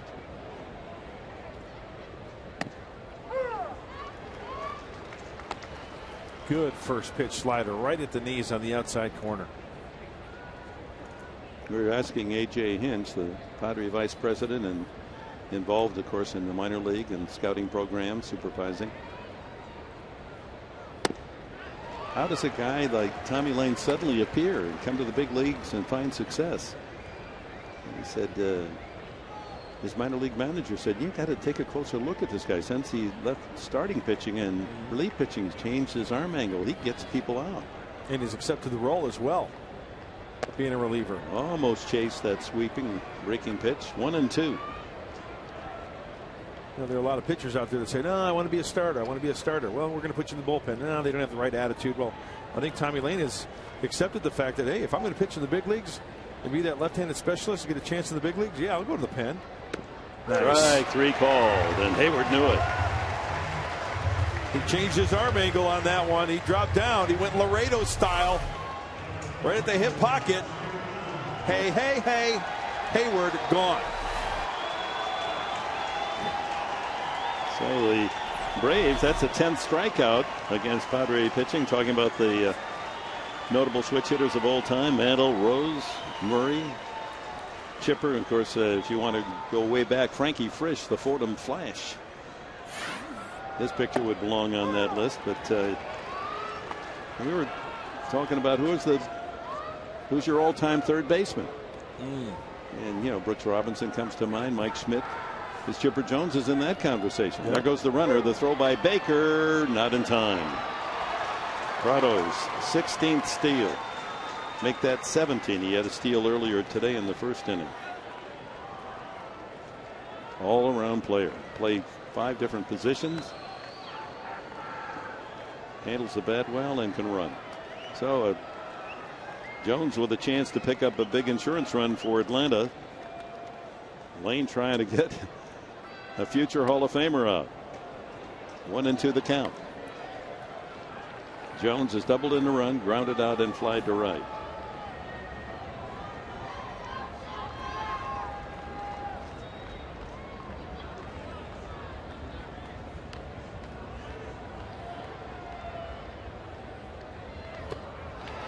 Struck him out. How about that? Tommy Lane.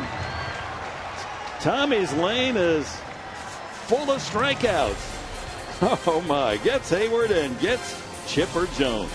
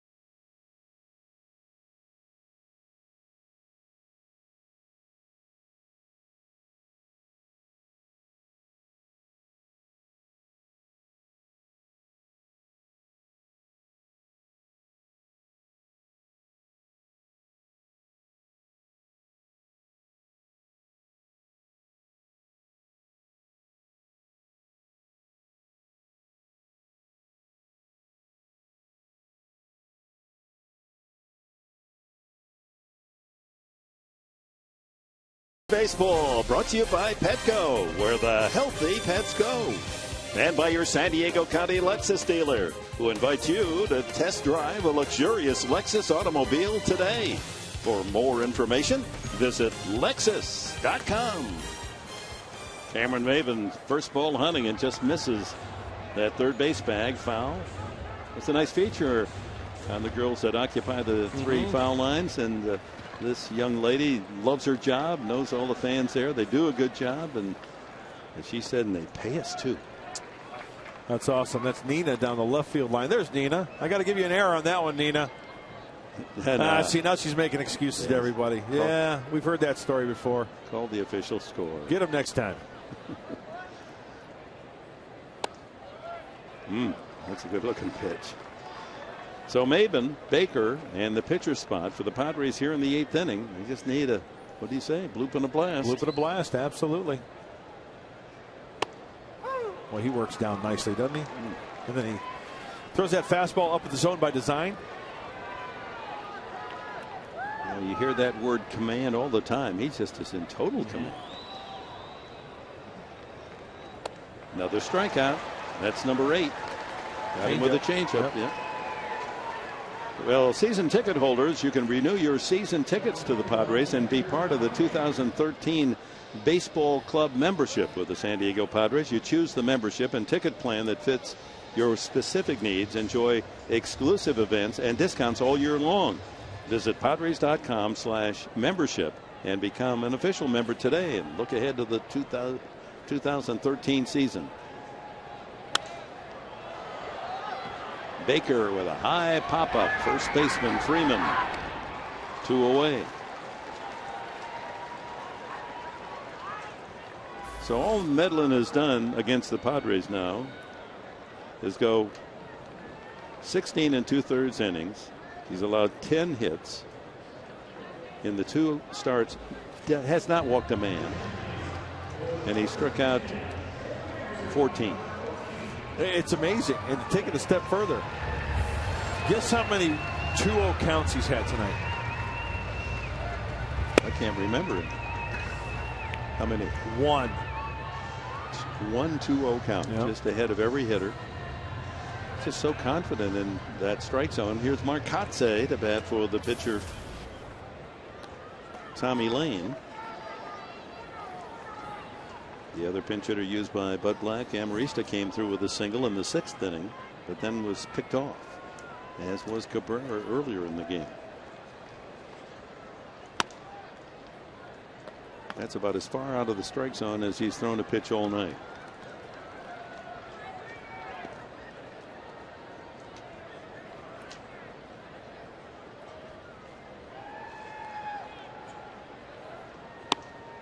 So this is his 6th start, including tonight. He's never allowed more than 1 run in any start. I mean, he's becoming the ace of the staff, and a very good staff. There's a 2-0 count, second time tonight. Only 2 times 2-0 count, and right back with a strike.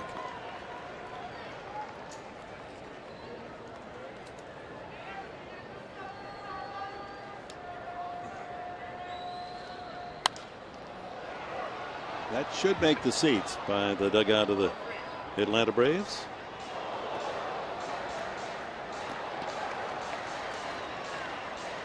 Kotze up there as a pinch hitter for the 34th time this year. He's got 9 hits, including a home run.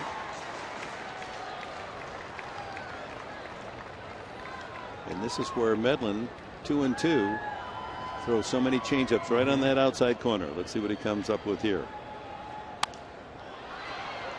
Not a changeup that time. Jammed him with a fastball. That sets up the changeup away. Absolutely. But he's working against a wily veteran in Mark Kotze.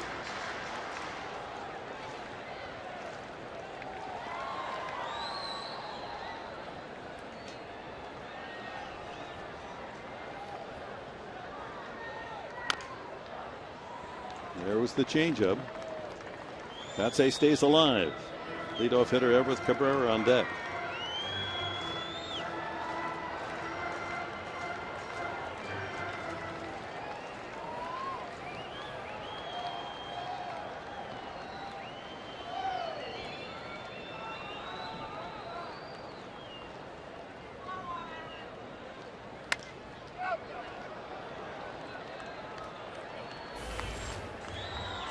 Marcotte was a Brave briefly back in 2008 for 88 games. But he loved playing for Bobby Cox. Bobby's the best. One of the most humble men you'll ever meet. And to be the first to admit, hey, you give me players like that to fill up a scorecard every night? Yeah, I'm going to be pretty good, I guess. Strike 3 call on the inside corner. Cotte didn't think so. Another strikeout for Chris Medlin, number 9. He's retired the side in order again.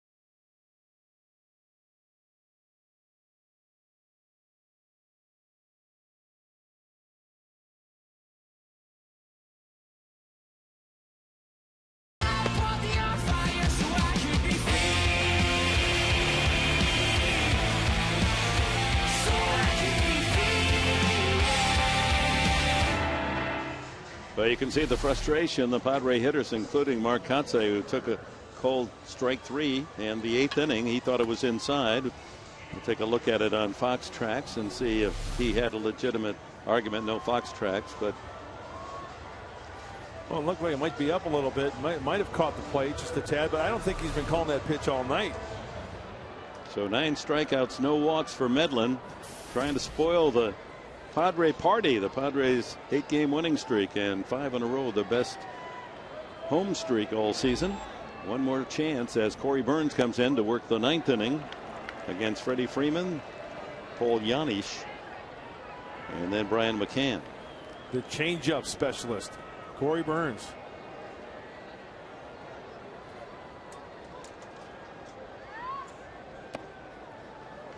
Freeman wearing the collar tonight, and it's the roughest of offers. 3 consecutive strikeouts.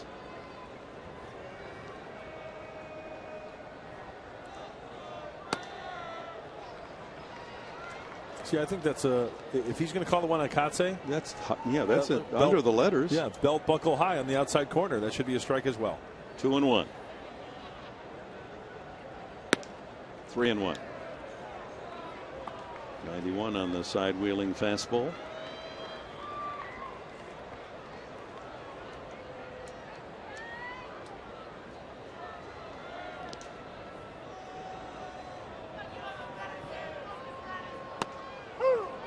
Gets the call there as that one sinks into the strike zone. Full count. Well, the Braves using that age-old formula. If they don't score, they can't win. That's right. And Chris Medlin on only 2 runs has just been brilliant tonight again. That was close. Leadoff walk to Freeman here in the 9th inning, and time for the Carl's Jr. star of the game, and hang a big star, as Jerry Coleman would say, on the pitching effort of Chris Medlin. No walks, pinpoint control, 9 strikeouts. He scattered 5 singles, and he's picked off 2 runners at first base.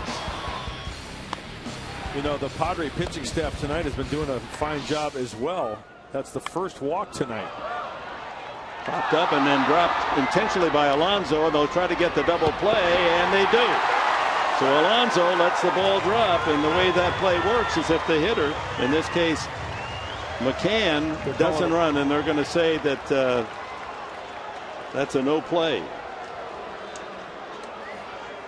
Maybe because he touched it. If he doesn't touch the ball and just lets it drop, that's a different story. But if you intentionally knock that ball down, right, you let it just obviously let it fall out of your glove and don't make an honest attempt. And so they're going to rule that almost as if it were a catch by Alonso, and then the man who bunted the ball, Giannis, safe at first base. And you know what Buddy's arguing? I mean, it's a legitimate argument. But it's just one of those rules, in the opinion of the umpire, you can't intentionally knock it down. And it's not hit high enough to call an infield fly rule because, you know, the infielder isn't camped underneath it. Buddy continuing his argument on deaf ears. Here it is again. Watch Alonso. Oh, you see, he hit it with his bare hand. Yeah, see, then that takes it off. If he lets that ball drop, but if it dropped, it would have dropped behind him, and it would have been a tough play. I think they made the right call. I mean, he could have used his glove there, obviously. But you know what, though? I mean, I can see Buddy's argument because the way that Alonso went for the ball, it almost looks like he went for it and just missed it, not purposely put it down. But he had time to get his glove over. Oh, certainly. But what I'm saying is, he may have tried it with the bare hand so he can double up the guy at first base, so he can spin and throw. You know, almost like a second baseman covering on a double play and bare-handing it rather than using his glove. So 1 out instead of the double play.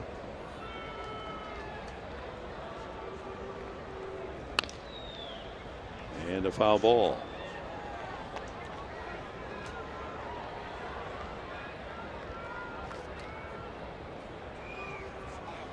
So Freddie Freeman safe at first base. They rule that a fly out by Giannis on the bunt.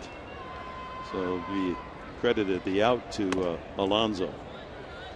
So 1 out. Freeman still at first with a leadoff walk, and Brian McCann, the hitter, he struck out twice and bounced into a 1-6-3 putout. You know what would have really sold that play, honestly? I mean, if you want to talk a little acting. Line drive almost hit the runner. So Freeman had to hold up, so he gets just to second base as Venable plays it in.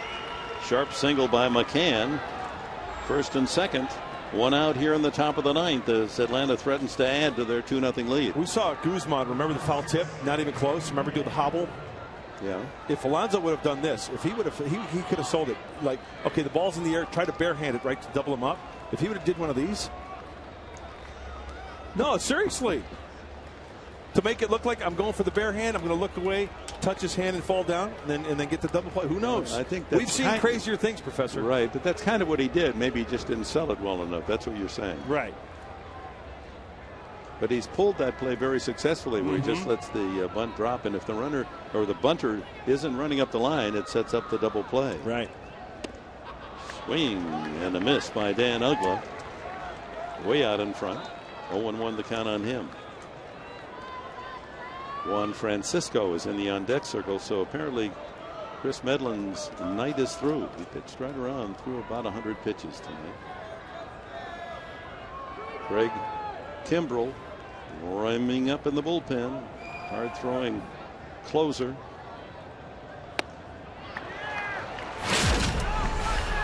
Uggla in the 5th inning.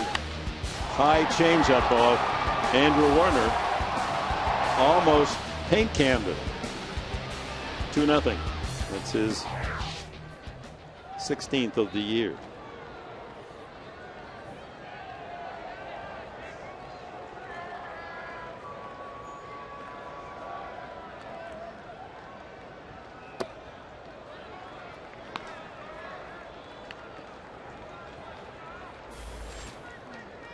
The unanimous 2011 National League Rookie of the Year, Craig Kimbrell. His Braves just keep producing star players after star players. 1-2 to Uggla. Struck him out. He will strike out, as he did tonight 3 times, but that 4th time hits the home run. Burns for a strikeout. Great changeup. It's his go-to pitch. It's really hard to stay back on that one and let the ball travel. That's the 11th Atlanta Brave to strike out tonight. Medlin out of the game, and Juan Francisco is the pinch hitter. He spells Chipper Jones at third. In fact, for the day game tomorrow, he might well be in the starting lineup tomorrow instead of Jones.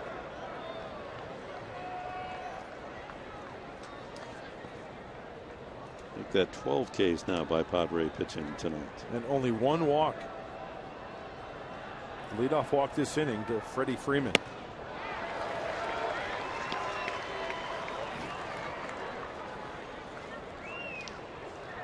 Congratulations all around to Chris Medlin.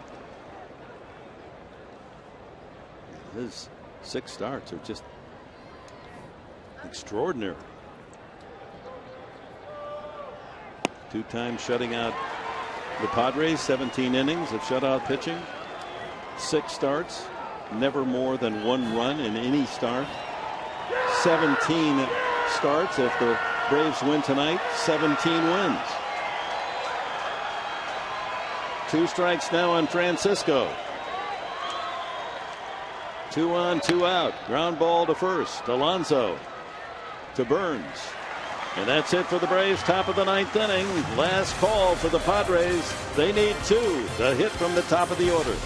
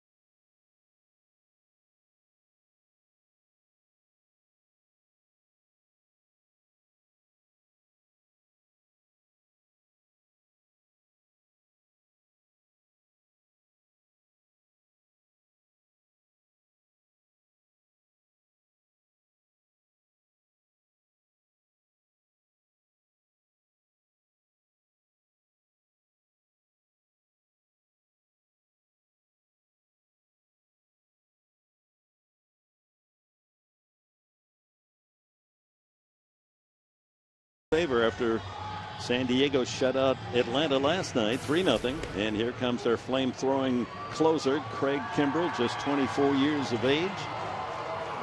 Stellar rookie season, National League tying and rookie record-setting 46 saves a year ago.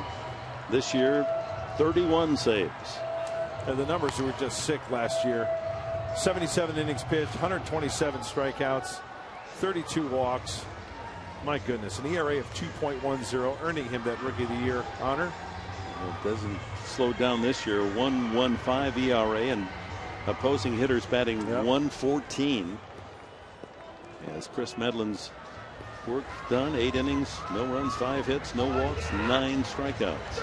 And for Kimbrell, he can get it up to 100 miles an hour, 95 to 100, along with a slider, fastball slider from the 24-year-old closer. Cabrera, one of the 5 hits off Medlin, but he was picked off. 47 innings of pitching for Kimbrell. He struck out 83 batters, so he's striking out about 2 batters every inning.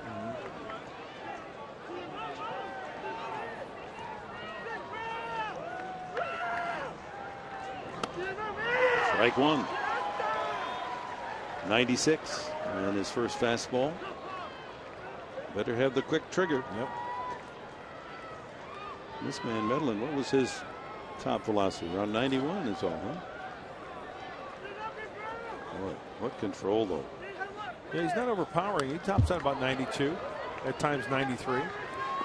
Another fastball at 96. But he was down. Knees up out of the zone by design. That changeup had working tonight. You think back, how many pitches were in the middle of the plate? Very few. If you can control. 26 years of age, Medlin. 2 strikes on Cabrera.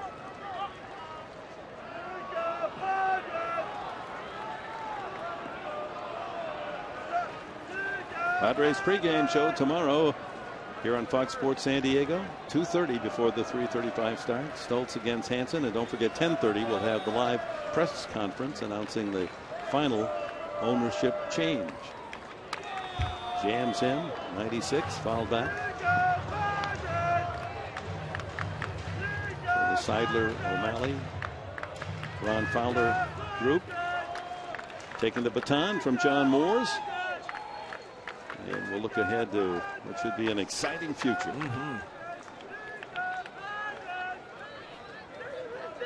Ooh. Oh, that one was a 55-footer.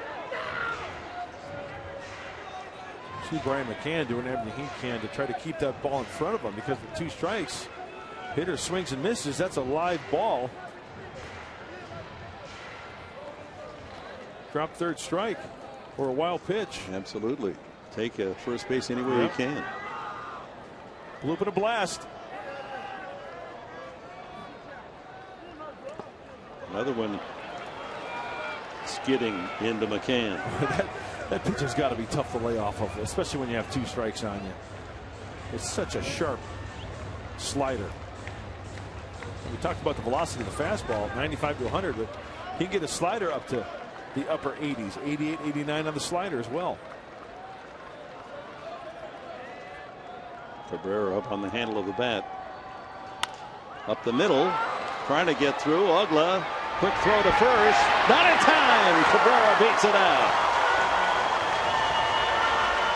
Not a bloop, but an infield hit gets it started here in the 9th. Just playing a little game of pepper on the fastball away.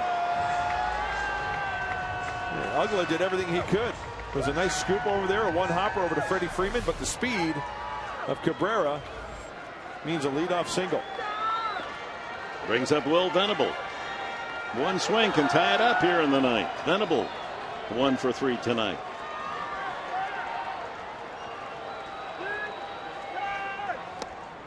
Weak swing at that slider. Well out of the strike zone. Venable guessing fastball, ready to take a big cut. Well, in 47 innings going into this game, Kimbrel has only surrendered 2 home runs.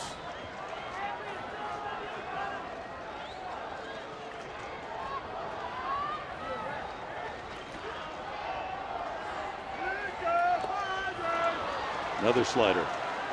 Same spot, same result. 0-2 the count.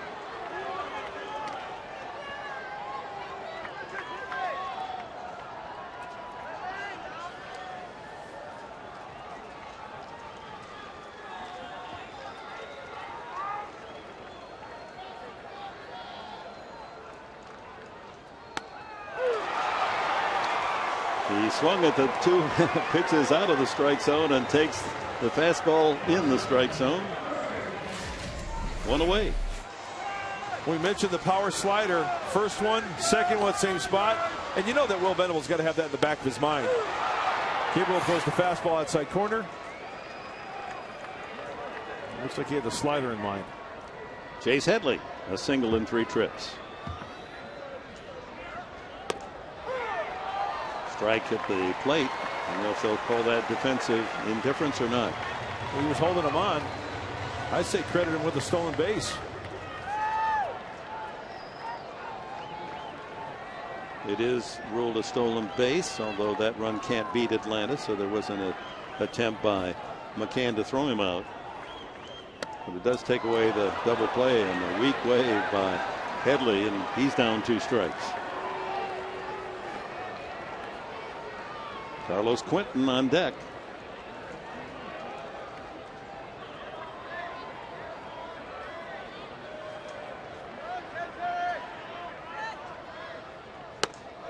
Struck him out on 3 pitches. 2 away. Well, fastball, slider. Which one are you going to get? Oh, first pitch breaking ball right down the middle. There's the fastball. And by the swing, definitely guessing. And then Kimbrel just challenged Chase Headley with the fastball. Rally Cap's in the shark position. Fins are up. Well, on a birthday, 2 outs in the 9th inning. Carlos Quentin represents the tying run. Fastball hitter, fastball pitcher. But he doesn't get the fastball. First pitch slider.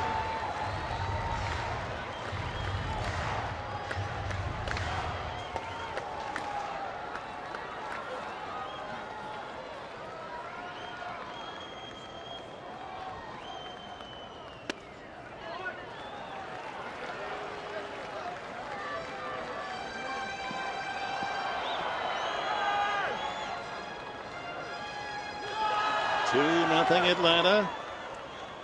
Last of the 9th inning, and Carlos Quentin representing the tying run at the plate. The count is 1-1.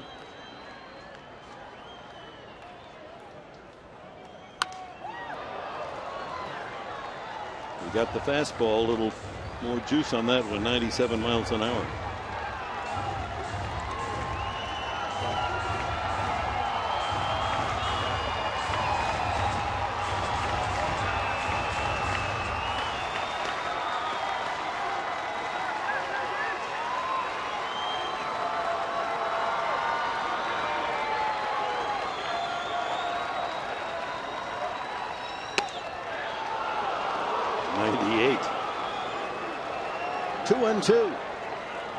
Quentin's still alive, and so are the Padre hopes here in the 20,009 55 at Petco.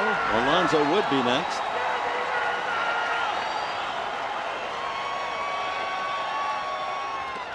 In the dirt, strike 3. The put out made at first. Game over. Padres win the first 3-0. Atlanta comes back to shut out the Padres tonight 2-0 behind Chris Medlin, and another save for the ace Craig Kimbrel. So the series even. All good things come to an end. Michael? Got another chance to start a streak tomorrow. That's what we're trying to hope for sure. I mean, you're right, Dick. You can't win them all. You pop out 8 in a row. That's a darn nice run. When we come back on a post-game show, we're going to see why it was so hard to hit Mr. Medlin. And you'll hear from the manager, Buddy Black. We'll see you in moments.